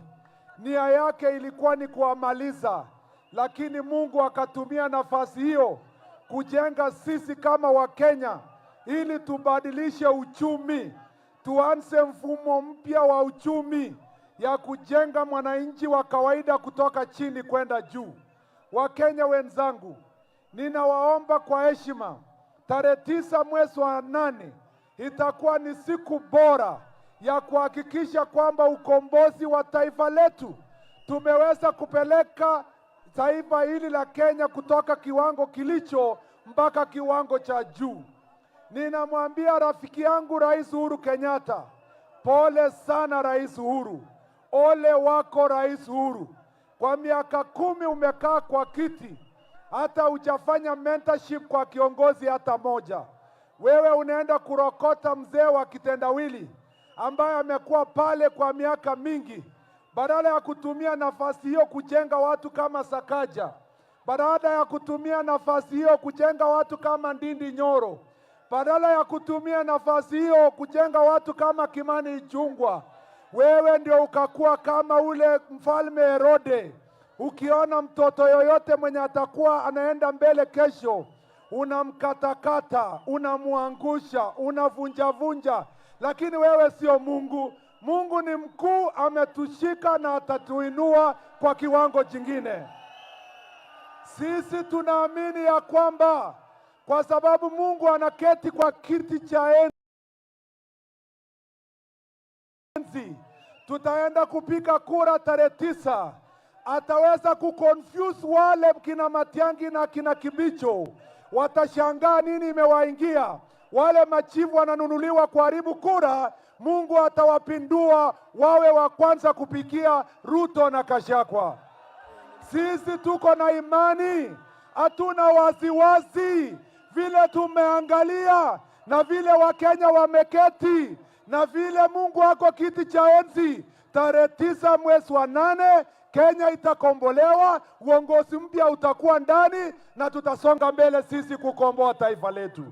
Mnakubaliana na sisi wa Kenya? Tunawapenda wa Kenya. Ninawaomba namna hii, pale mimi natoka huko bonde la Ufa, wa Kenya kwa kabila zote, kwa rangi zote, kwa dini zote wameamua kuishi kama wandugu. Hata wale vibaraka wa serikali walipoleta uchokozi, Wakenya wakasema haiwezekani tena Mkenya kupigana na Mkenya mwenzake. Twende kura tarehe 9 kama ndugu na dada, na tujenge taifa litalakokuwa bora. Ninaombea rafiki yangu huyu Sakaja kura kuwa gavana wa Nairobi. Huyu Sakaja ni mpenda wote, ni mpole, ni mtu mwenye akili nyingi, na mimi naamini yeye atabadilisha Nairobi yetu na ataunganisha Nairobi. Naombea Bishop Margaret Wanjiru, naombea pia ule mama wetu Millicent Omanga. Wote nimefanya kazi na hawa na ni viongozi wazuri sana. Asanteni sana, Mungu awabariki. Asante sana. Nawakumbusha tena Simon Kaeke Mulwa na Penina Karambuli Ntari, tafadhali mjitokeze, tuko na vitambulisho vyenu mmepoteza. Ningependa kutambulisha MCAs wa Nairobi, simameni pale mko. msije hapa, hizo kamera ziwaonyeshe. Tuko na MCAs karibu 100 ambao ni wa Kenya Kwanza, MCAs wa UDA, MCAs wa ANC, MCAs wa Ford Kenya. Asanteni, najua tutakuwa na majority kwa county assembly, sawa sawa pamoja. Asanteni ma MCA wangu. Sasa wacha nimwalike Speaker wa bunge la kitaifa, party leader wa Democratic Party, JB Muturi. Wapi makofi ya Speaker? Nairobi oye! Nitakuwa mfupi kwa maneno. Order Nairobi. Order Nairobi. Let me just remind you, hii kura ya tarehe 9 is a vote to end impunity in Kenya. It is a vote for economic emancipation of our republic.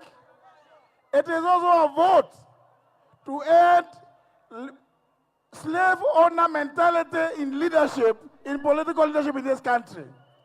Tunasema hivi kwa sababu hatungetaka wakati mwingine ule katika uongozi wa nchi yetu kuwa na viongozi ambao wanafikiria wale ambao wanafanya kazi nao ni watumwa wao. Tulikuwa pamoja, tulichagua rais wakiwa pamoja na William Ruto. Sio Ruto aende akawe mtumwa wake, ni awe msaidizi wake. Sisi wengine wote tulikuwa tunawasaidia, lakini wale wengine pale wanafikiria sisi ni watumwa wao. We are not, and we are going to show you on 9th of August that this is the defining moment when Kenyans will say enough is, and freedom is coming into this land. Harambee! Sasa Nairobi naona kama tumeamua. Si mimi nifanye ile kazi yangu nafanya kule bungeni. Mtanionyesha? Umeamua? Ati tarehe 9 mwezi wa 8, Jumanne hii inakuja, wakati tunapeleka mzee wa kitendawili Bondo, na wakati Uhuru anapelekwa na katiba Gatundu kupumzika, tunamuweka rais wa 5 William Samoei. As many as other opinions say, as many of the contrary opinions say no. Asante sana. Kama Rais Uhuru anaona marafiki wake wote wako hapa, wale ako nayo wao hawajawahi kuwa na yeye, ajiulize mbona JB ako hapa, mbona Sakaja ako hapa, mbona Ruto wako hapa, na nyinyi mjiulize hiyo swali, sawa sawa. Sasa kuna huyu anaitwa Caroline amesimama Lang'ata, please kuja haraka haraka, na huyu Kio ambaye anasimama Nairobi pia haraka haraka. Nixon uko na bahati, huyo msichana anasimama MP amesema anajiuzulu akusupport. Haraka haraka please, hatuna time. Kama uko mbali tuache hiyo. Haya, huyu jamaa anakuja, anaitwa Kio, ako kwa debe ya governor wa Nairobi wa Ford Kenya, nasikia anataka kunisupport. Nairobi ewe, Nairobi ya. Mimi nilikuwa nimesimama kama governor wa Nairobi kwa chama ya Ford Kenya, lakini hadi hapo jana nimeamua nimuunge mkono ndugu yangu Johnson Sakaja. Kwa hivyo tukiwa pamoja tuweke kura zetu kwa debe moja ya Sakaja na ya William Samoei Ruto. Asanti. Pia Lang'ata tuko na huyu msichana anaitwa Caroline. So mnamuona huyu supu? Mulimuona kwa debate ya MP wa Lang'ata? Anataka kusupport Nixon. Karo, nashukuru, utafanya kazi pamoja. Asanteni sana. Asanteni sana. Kuna Mheshimiwa Sylvia Mulama alikuwa hajasalimiana, haraka haraka tuende kwa mdosi. Asanteni sana. Wapi kura za Kenya Kwanza? Asanteni. Wapi kura za Sakaja? Wapi kura za Sylvia Westlands? Asanteni sana, Mungu awabariki. Asante sana. Sasa yule Penina alipatikana wa ID, ule amebaki ni Simon Mulwa. Kama unajua huyu Simon, utuonyeshe. Sawa sawa. Hii ni kura ya Isili, naiona hapa. Sasa mwache nimkaribishe Papa wa Roma, Seneta Moses Wetangula wa Bungoma na party leader of Ford Kenya. Wapi ngoma ya Weta? Nairobi hoye! Nairobi hoye! Wacha nione kura za William Ruto. Wacha nione kura ya Sakaja kama gavana wetu. Wacha nione kura ya Bishop Wanjiru. Kura ya Mama Miradi na wana Kenya Kwanza wote. Yangu itakuwa machache. Tumetembea Kenya mzima. Tumeonana na Wakenya. Tumezungumza na Wakenya. Na Wakenya wametupa ahadi. Na tunawaamini Wakenya kwamba hiyo ahadi ni ya ukweli. Kwamba tarehe 9 watapigia William Samoei Ruto kura. Sisi kama Kenya Kwanza, we believe in fairness, we believe in the rule of law. Wakati wamejaribu kutufungia hii kiwanja, tuliwaambia tutapeleka mkutano Kenyatta Avenue. Wamefungua hawajafungua? Wamefungua hawajafungua? They should get to know that the power of the people is greater than the people in power. Na sisi kama wana Kenya Kwanza tumekuja hapa kuambia Wakenya ya kwamba we are on the threshold of history. We have fought the good fight. We have kept the faith. And now we are here before you to declare loud and clear that on the 9th of August, Kenyans will decide. In fact, Kenyans have decided. You will go to formalize your decision and make the 5th president one William Samoei Ruto. Our incoming president, you should remember, in 47 BC, Julius Caesar fought a fight in Zela in modern-day Turkey. And when he conquered the war, he said, Veni, Vidi, Vici. Meaning, I came, I saw, I conquered. And on 9th, you will stand and proclaim, Veni, Vidi, Vici. You came, you saw, you conquered. And Kenya will have a new dawn. Kenya will be a new country, devoid of cartels, devoid of state capture, devoid of destruction of state machinery, it's devoid of destruction of constitutional offices. Na Wakenya wameamua, never again shall this country give power to a person who is so incompetent, who is so hateful, who is so, I don't want to use that word. But I want to tell you, we will never have an Uhuru again in Kenya. We should not allow an Uhuru again in Kenya. We don't want to have a vicious and vindictive president.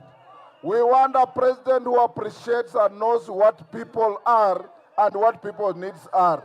Finally, ile kura mnaenda kupiga ni ya kuteremusha bei ya unga, ni ya kuteremusha bei ya mafuta, ni ya kuteremusha bei ya maisha na kuinua mtu wa chini apande juu.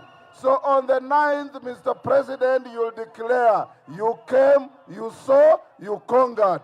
May God bless you, people of Kenya. Asante sana. Sasa kuna jamaa ameacha Kia Senke hapa. Hii na insurance ya Senke 974H pikipiki. Kwani wewe ni waocha? Haujui Senke? Piki boda basi bike. Akuja haraka. Sasa wapendwa, wacha tumwalike Wycliffe Musalia Mudavadi. Wapi makofi ya Musalia? Kenya Kwanza. Haya, asante sana. Tafadhali tuweke mabango chini. Nairobi hoye! Nairobi hoye! Mimi naomba tu kitu kimoja. Hii ndio itakuwa siku ya kutoa earthquake ili Nairobi na Kenya isikie. We want the mega earthquake for William Samoei Ruto. Muko tayari? Zungusha! Sema earthquake! Earthquake! Earthquake! Asante sana. Nairobi, kwa hiyo earthquake, Deep State watapata kizunguzungu, Raila atapata kizunguzungu, Uhuru atapata kizunguzungu, Matiang'i atapata kizunguzungu, Kibicho atapata kizunguzungu, na Ruto atakuwa rais wa Jamhuri ya Kenya kesho 9th of August. My fellow Kenyans, ndugu na dada, I have one message. I have one message. Please, you Kenyan, my brother, my sister, let us take the 9th of August as a very serious day.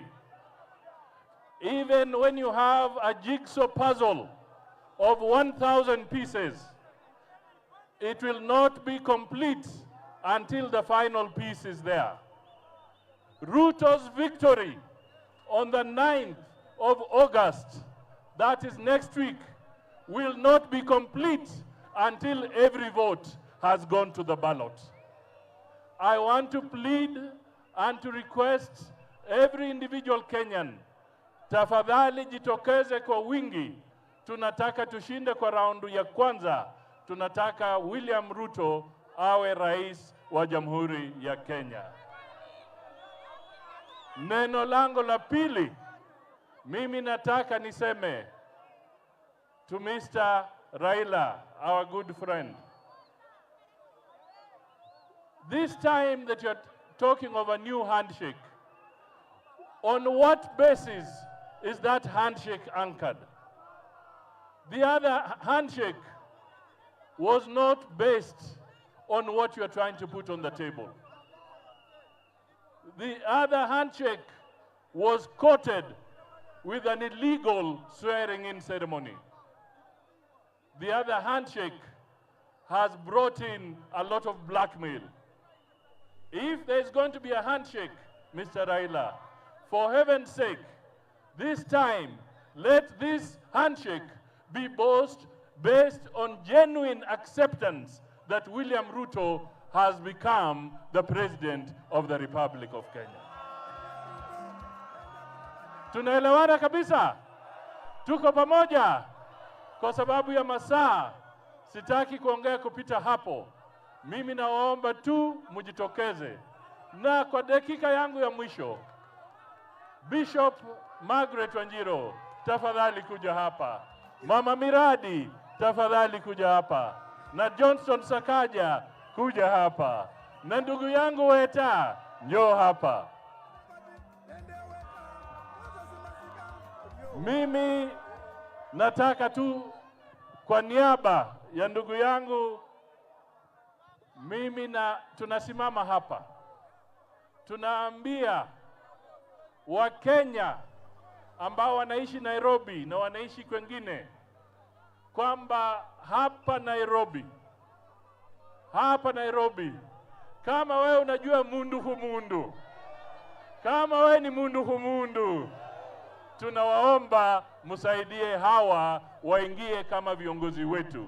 Asanteni sana na Mungu awabariki.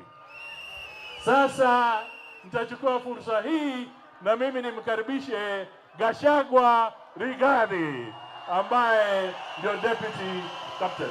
Karibu. Asante. Nairobi hamjambo? Hamjambo tena. Asanteni sana. Ndio tumefika kikomo ya kampeni yetu, na kwa niaba ya kiongozi wetu William Ruto na timu yetu yote tukachukua nafasi hii kuwashukuru wale wote ambaye tumesaidiana katika kampeni ambayo imekuwa ngumu.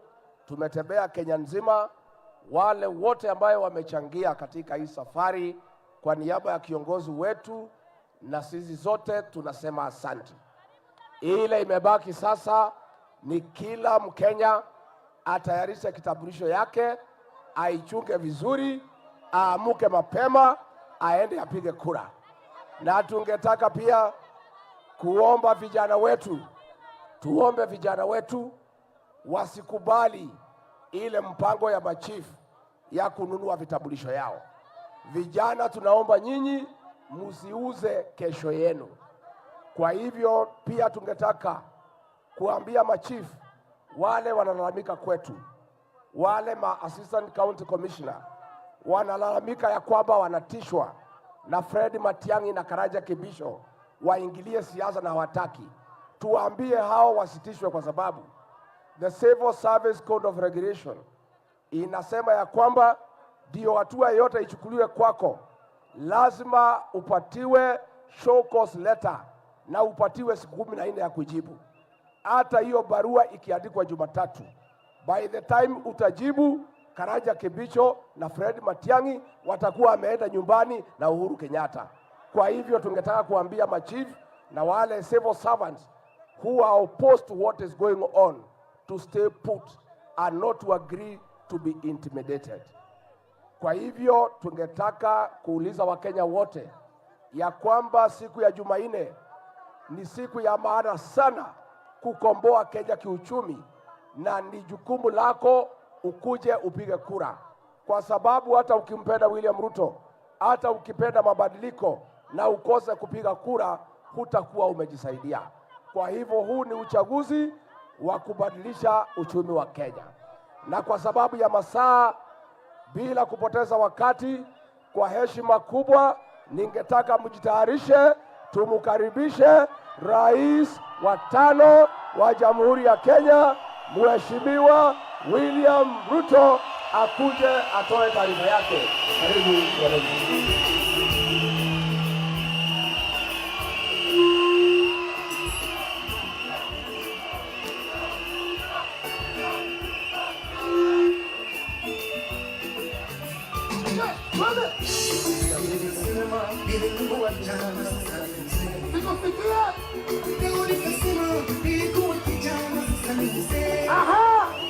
Sijawahiona mke akiameacha, sijakusikia wala watoto wangekuwa maomba. Nairobi, Mungu ni nani? Mungu ni mwaminifu kwa ahadi zake wanadamu. Ni nani? Mungu ni mwaminifu kwa ahadi zake si kama wanadamu. Akifanya nini? Akiongea Yesu ameongea. Weka mikono yako tu. Inua mikono yako juu kwa ajili ya Yesu. Atatenda kwa wakati wake yoyo. Ninamuita Bwana wa amani, ninamuita mfalme wa amani, Bwana. Ndiyo maana mimi ninaimba kwa sababu ya amani. Kumwambie ni uwezo gani? Uwezo gani unaompinga Yesu? Uwezo gani? Uwezo gani? Uwezo gani? Wapi nuru kwa Yesu? Weka mikono juu twende. Wewe ni nani? Inua kitambaa chako twende. Wewe ni nani? Kwa yote umetutendea, Bwana wangu, nasema wewe ni mwema. tunaimba mfalme wa amani, wewe ni mwema. Wapi nduru ya wana Nairobi? Mwangalie jirani, mwambie usilie, usilie, usilie tena. Yes. Usilie, usilie, usilie wewe. Usilie, Bwana na kujua ndugu yangu. Amesikia kilio chako wewe mama. Inua kitambaa, sijaona juu. Inua bendera yako juu. Inua, inua, inua, inua, inua. Twende hivi, twende.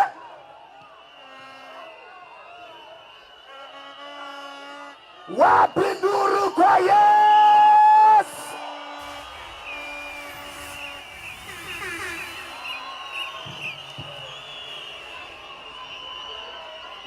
Aya. Aya. Nairobi hamjambo. Nairobi hamjambo. Nairobi, Bwana Yesu asifiwe. Nairobi, Bwana Yesu asifiwe. Nairobi, assalamu alaikum. Arambe. Arambe.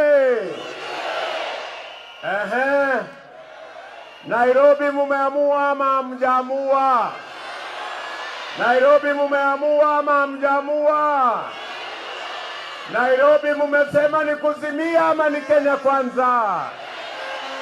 Nairobi, mumesema ni kuzimia ama ni UDA? Hebu nione wala wanasema ni UDA, UDA, UDA, UDA. Ala, yaani mambo imefika hapo. Ndugu zangu watu wa Nairobi,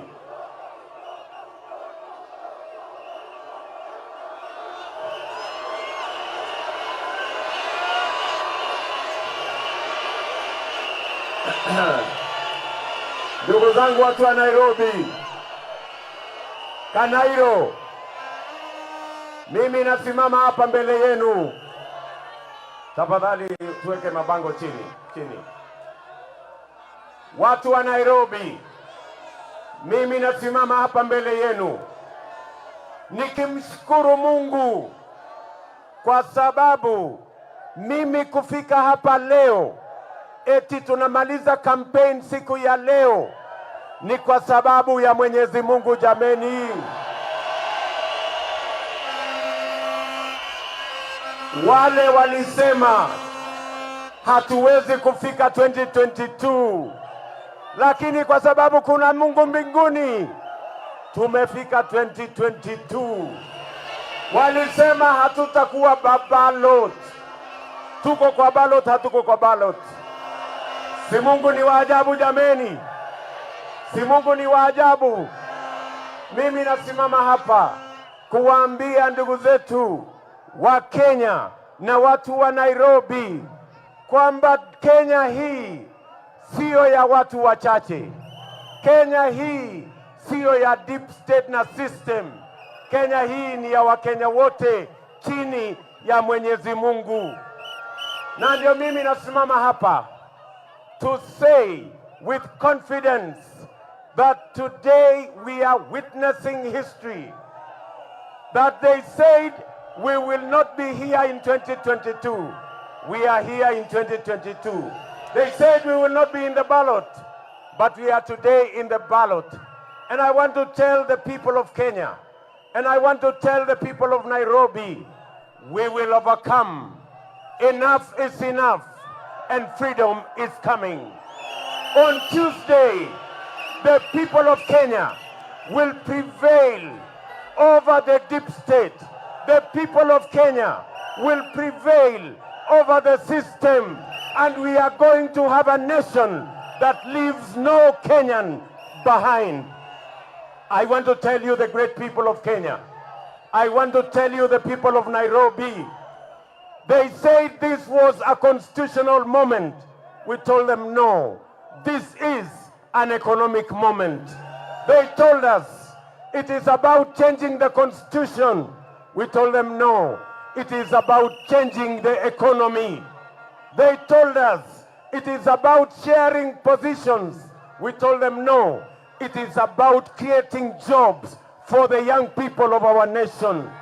They told us it is about sharing power amongst those in power and those who can access power. We told them no, it is about the empowerment of Mama Mboga, the empowerment of the boda gentleman, the empowerment of the hustlers, the empowerment of the ordinary citizen. It is not about sharing power.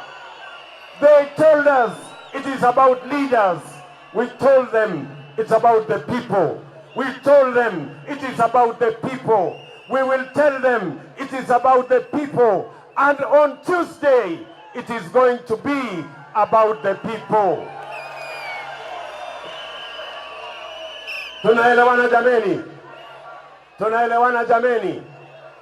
And that is why I stand on this podium today to tell the people of Kenya they should not be afraid. There is a God in heaven who is going to make sure Tuesday the will of God is going to happen. That we will prevail over the deep state. The deep state will not stop us. The system will not stop us. The powerful will not stop us. This is going to be the culmination that the people of Kenya are supreme. It is the people who hire and fire governments, and we will prove them on Tuesday that it is the people of Kenya who will make the decision to take Kenya forward. Wakenya muko jameni? Wakenya muko? And let me tell you, the great people of Nairobi, let me tell you, the people of Kenya, on Tuesday, the choice is as clear as day is from night. On Tuesday, you will be choosing between the team that has a plan about the future of our country and the team that will tell you many stories about the past and what happened in the past. I want to tell you, the people of Nairobi, as I tell every Kenyan, to choose the future, to choose the team, to choose the leader that has a plan for the future of our country. And we are saying here in Nyayo Stadium, as we make our final statement, that on Tuesday you will be choosing a plan that will reduce the cost of living so that every citizen, the 50 million of us, can afford a decent meal, can afford a decent house, and every one of us can be able to take their children to school. We are committing that we are going to bring down the cost of living. Many Kenyans are living below the poverty line. We have the plan to grow more food. We have the plan on subsidized fertilizer. We have the plan on subsidized seeds. We have the plan on irrigation. And that is the Kenya Kwanza plan. Tuko pamoja jameni. Tuko pamoja. I want to tell the young people of our country, you will not trek the streets again. You will not wander in our markets again. We have a Marshall Plan on youth employment. We will deploy every year 200 billion Kenya shillings so that we can raise our textile industry, our leather industry, our wood industry, in agro-processing, in value addition, in manufacturing, in housing, so that we can create opportunities, we can create jobs for millions of young people today who are out of school, out of college, yet they have degrees and diplomas and certificates, yet they are meaningless because they have no opportunities in a country they call home. And that is why the young people of our country, vijana muko, vijana wa Nairobi muko, vijana wa Kenya muko. Mimi nataka niwaambie vijana wa Kenya, makinikeni, kwa sababu unaenda kupiga kura tarehe 9 mwezi wa 8, Jumanne ijayo. Usipige kura kiholela, makinika. Piga kura mahali kuna mpango ya wewe kuwa na ajira, ujisimamie, usimamie familia yako na ujenge taifa lako la Kenya. Kijana wa taifa letu la Kenya, vijana muko? Hebu nione vijana wa Kenya ambao wanasema tuko. Nawaambia ndugu zetu wa Kenya, tumekubaliana ya kwamba tutakuwa na Hustler Fund ambayo itamuwezesha kila Mkenya, mama mboga akiweko, mtu wa saluni akiweko, jamaa wa bodaboda akiweko, katika ile mpango yetu, ili unaweza kupata pesa ya kuinua biashara yako. Hamutasumbuliwa tena na mashailo, hamutahangaishwa tena na fuliza. Mutakuwa na pesa ya serikali ya kuinua biashara zenu, pesa ambayo haitakuwa na riba, pesa ambayo hautaitishwa security. Wewe bora wewe ni mwanachama wa sako, bora wewe ni mwanachama wa kikundi, bora wewe ni mwanachama wa cooperative, utapata pesa ya serikali bilioni 50 ambayo tutatumia kuinua biashara ya kila Mkenya, ili tuweze kufukuza umaskini pale mashinani, katika mpango yetu ya bottom up.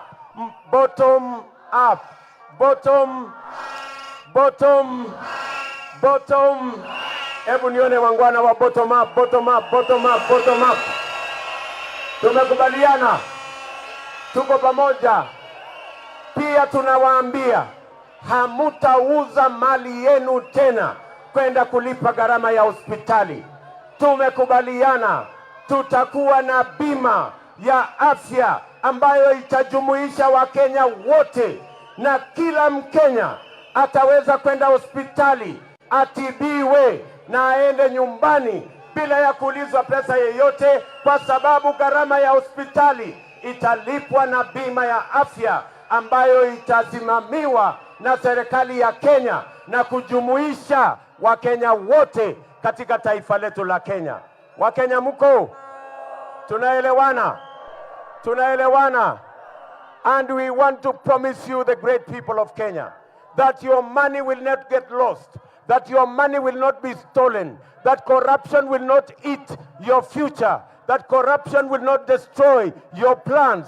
We are the only team that has a plan on fighting corruption. We are the only team that can dare fight state capture. Our competitors are rhetorical about the fight against corruption. In fact, the handshake problem, the problem with the handshake is that it created a system that enabled state capture, that made it possible and easy for corruption to thrive in our country. A system that has caused those in the executive and those in the opposition to work together against the people of Kenya. And that is why money that was meant for sick people in COVID was stolen at KEMSA by the collusion of those in government and those in the opposition. And they told us that they were going to investigate in 21 days and people will be put behind bars and they will be made to answer. Today, it is 3 years since the money in KEMSA was stolen. I want to ask my worthy competitor, your fellows, your friends, your acquaintances, family members, your compatriots, as are the people who stole money in KEMSA. You cannot give us a lecture on matters corruption until you tell us when the people in KEMSA will be taken to court. Let me tell you, we will not have a system where the leader of the opposition runs a laundry to clean people who have stolen from counties and have stolen from the people of Kenya. We will have a system that makes sure that we run an accountable system. And I want to promise the people of Kenya, we have the plan on how to make sure that the criminal justice system is given not just constitutional independence, but it is also given financial independence, so that our criminal justice system can go after everybody, irrespective of who they are, irrespective of the office they hold, irrespective of the power they wield. And every Kenyan will make sure that their citizens and their resources are safe. The only way we can fight corruption effectively is when we build the institutions that are charged with managing and dealing with matters of theft, matters of corruption. And that is what the Kenya Kwanza plan has in store for the people of Kenya. Our competitors talk about corruption. We have a plan on how to fight corruption. We have a plan on how to build the institutions that will deal with corruption firmly, decisively, and with finality.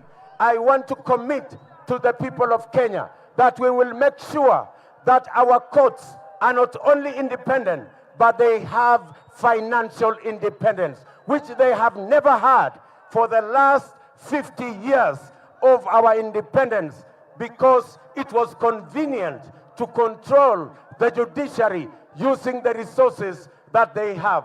I want to commit to the people of Kenya that in the Kenya Kwanza plan, and in fact it is the only plan that has the potential to fight corruption, we are going to move the fight against corruption from being a political tool to being a constitutional fight against any corrupt person, irrespective of the office they occupy or the power they wield. And let me say, in conclusion, this election, the good people of Kenya, it is obvious, it is clear, we can see the horizon that this election is done, that this election is done, that the people of Kenya have finally made a decision not to go backwards, but a decision to go forwards. And I want to promise you that your trust in me and in the Kenya Kwanza team, we will not let you down. We will make sure that our commitments, which we have signed in our charters, will be fulfilled one by one. Hold us to account. Hold the charters, we will hold the charters as a performance contract and evaluate our performance 5 years from today. Watu wa Kenya tunaelewana jameni? Ndugu zangu watu wa Kanairo tumekubaliana? Hebu nione wale wanasema tunakubaliana, tunakubaliana, tunakubaliana, tunakubaliana. I want to promise the people of Kenya that I will not participate in anything that undermines the Constitution of Kenya. I will not participate in anything that brings confusion between the separation of powers, between the accountability of any government. And even if it will be necessary for us to agree on certain things, I will never participate in agreeing to undermine the Constitution of Kenya. And let me commit that on 9th, when the people of Kenya make their decision as Kenya Kwanza, we will respect the decision of the people of Kenya, because we are Democrats. We believe in institutions, and we believe that a peaceful Kenya is good for everybody, irrespective of where, on which side of government they are, or irrespective of what religion or what color or what community they come from. We believe peace is at the heart of the development of any country. I am asking every Kenyan, wherever you are, to make sure that you play your part in making sure we have a peaceful election on 9th of August and a peaceful transition going forward to the Kenya Kwanza government. And I want to promise our friends, our worthy competitors, that we will respect the Constitution. We know that you will have roles to play. We will not compromise your opportunity, your mandate to run the responsibilities given to you by the Constitution. We will respect the Constitution. We are people who believe in constitutionalism. We are people who believe in the rule of law. And I want to ask my worthy brother on the other side that when Tuesday is done, we will have a cup of tea and we will agree which role you are going to play as the leader of the opposition. And I want to commit that I love this country so much that I will not participate in anything that undermines the constitution of our motherland. That is how much I love the people and I love my country, the Kenya that we all belong. And I want to ask our competitors to be measured in whatever steps that they will take. We want to agree so that Kenya can move forward. Tumekubaliana jameni? I want to tell my brother President Uhuru Kenyatta, my good brother, we worked together. We achieved much together. But as fate would have it, you chose a different path. And I wish you well as you go to retirement. I am very confident that this country will move forward. I am very confident that you know my capacity. I do not want you to fear. You have nothing to fear because I will respect the foundation you built. I will respect the things we did together, but I will build on that foundation. And my friend, it is going to be phenomenal. I know you know that it is going to be phenomenal. You don't have to worry that I might do better than you have done. It is our country we are trying to build. You have no fear. Just trust the people of Kenya to make the choice on the 9th of August. And Kenya is going to be well. I want to ask every Kenyan, please don't agree to be compromised. Don't agree to compromise the future of your children. Don't sell your birthright. Don't sell your vote. Go vote for the leadership that has a plan to take your family, to take you, your family, and your country into the future. Wakenya tumekubaliana jameni? Kanairo tumekubaliana? Hebu nione wale wanasema tumekubaliana, tumekubaliana. Mnakubali tutapiga kura ya amani? Tutapiga kura ya amani pale Tuesday. Pale Tuesday.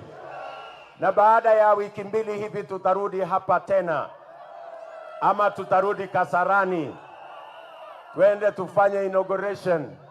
Ndio tuanze safari ya kupanga mambo ya taifa letu la Kenya pamoja. Na mimi nataka niwahakikishie, serikali tutatengeneza itaunganisha Wakenya wote kutoka jamii zote, kutoka dini zote, kutoka pande zote za taifa letu la Kenya, kwa sababu tuko katika taifa hii, kwa sababu ni mpango na ni mapenzi ya Mungu. Na mimi nataka niwahakikishie, mimi na timu yetu ya Kenya Kwanza tutasimama imara kutetea katiba ya taifa letu la Kenya, kutetea haki ya kila Mkenya na kupanga vile kila Mkenya hataachwa nyuma wakati tunapiga hatua ya kwenda mbele. We want a nation that is going to leave nobody behind. Tumekubaliana jameni? Harambee! Harambee! Harambee! Harambee! Tumekubaliana? Tumekubaliana? Nimemwambia rafiki yangu Bwana Kitendawili ya kwamba mimi niko tayari kukunywa na yeye chai baada ya Tuesday. Lakini mambo ambayo sitafanya ni yale yalifanyika miaka 5 iliyopita. Mambo ya kuchanganya upinzani na serikali na kutengeneza kitu ambayo Wakenya hawaijui, ya kuhujumu katiba ya Kenya na kulete uhasama na kulete vurugu, hiyo mimi sitafanya. Chai tutakunywa, lakini my friend, kwa sababu sisi ni Wakenya na sisi ni mandugu. Tumekubaliana jameni? Tumekubaliana? Hebu nione jameni, nione. Wakenya, sisi tunajiweka mbele yenu. Tarehe 9 mwezi wa 8 Jumanne ijayo tuko mbele yenu. Tunawaamini, tunawahitaji na tunaomba kura zenu. Wakenya wote mahali popote mlipo, mtatupatia kura zenu jameni? Naomba kwa unyenyekevu kura zenu Wakenya mahali popote mlipo.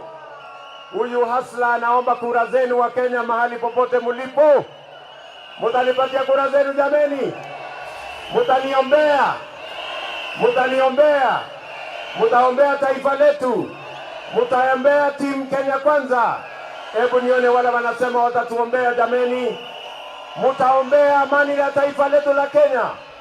Mtaombea rais wetu mwenye anaondoka? Na mtatuombea sisi wote. Asanteni sana.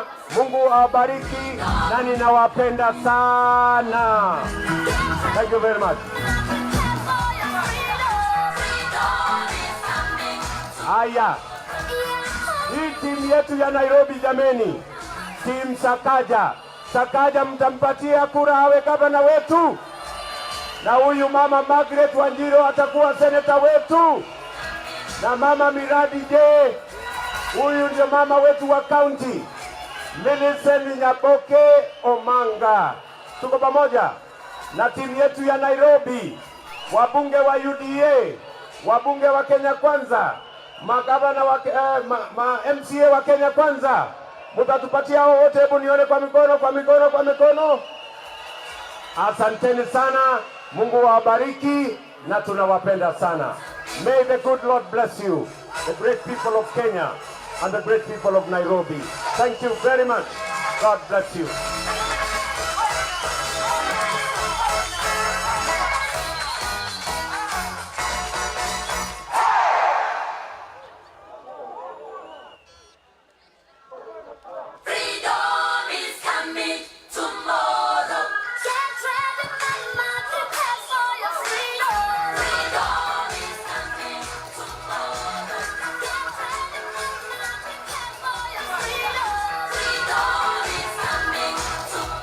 Haya, kabla ya maombi, Your Excellency, kuna zawadi imetengenezwa na Hasla hapa Nairobi. Huyo Hasla ametengeneza hiyo, aje juu. Iko na wewe, umeshika Biblia kwa sababu tunajua utaenda kuapishwa. Ipindue.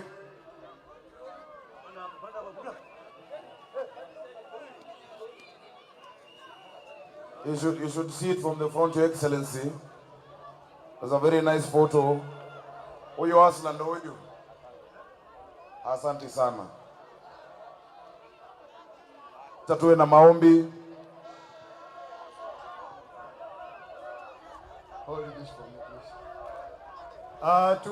Tuombe tafadhali. Tuombe, tufunge na maombi.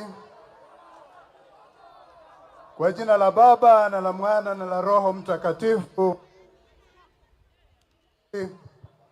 Tunashukuru kwa mkutano ambao wa amani tumekuwa nao siku ya leo.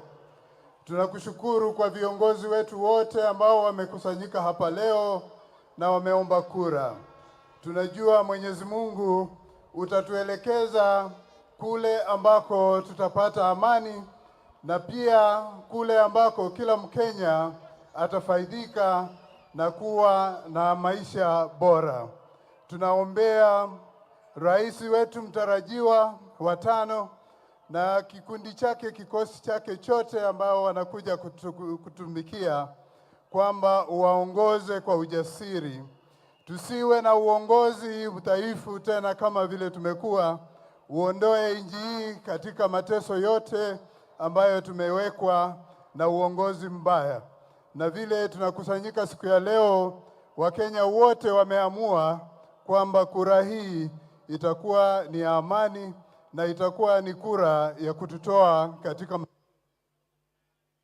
amepitia. Tunaomba haya yote kwa njia ya Kristo Bwana wetu. Na Mungu awabariki wote kwa jina la Baba, la Mwana na la Roho Mtakatifu.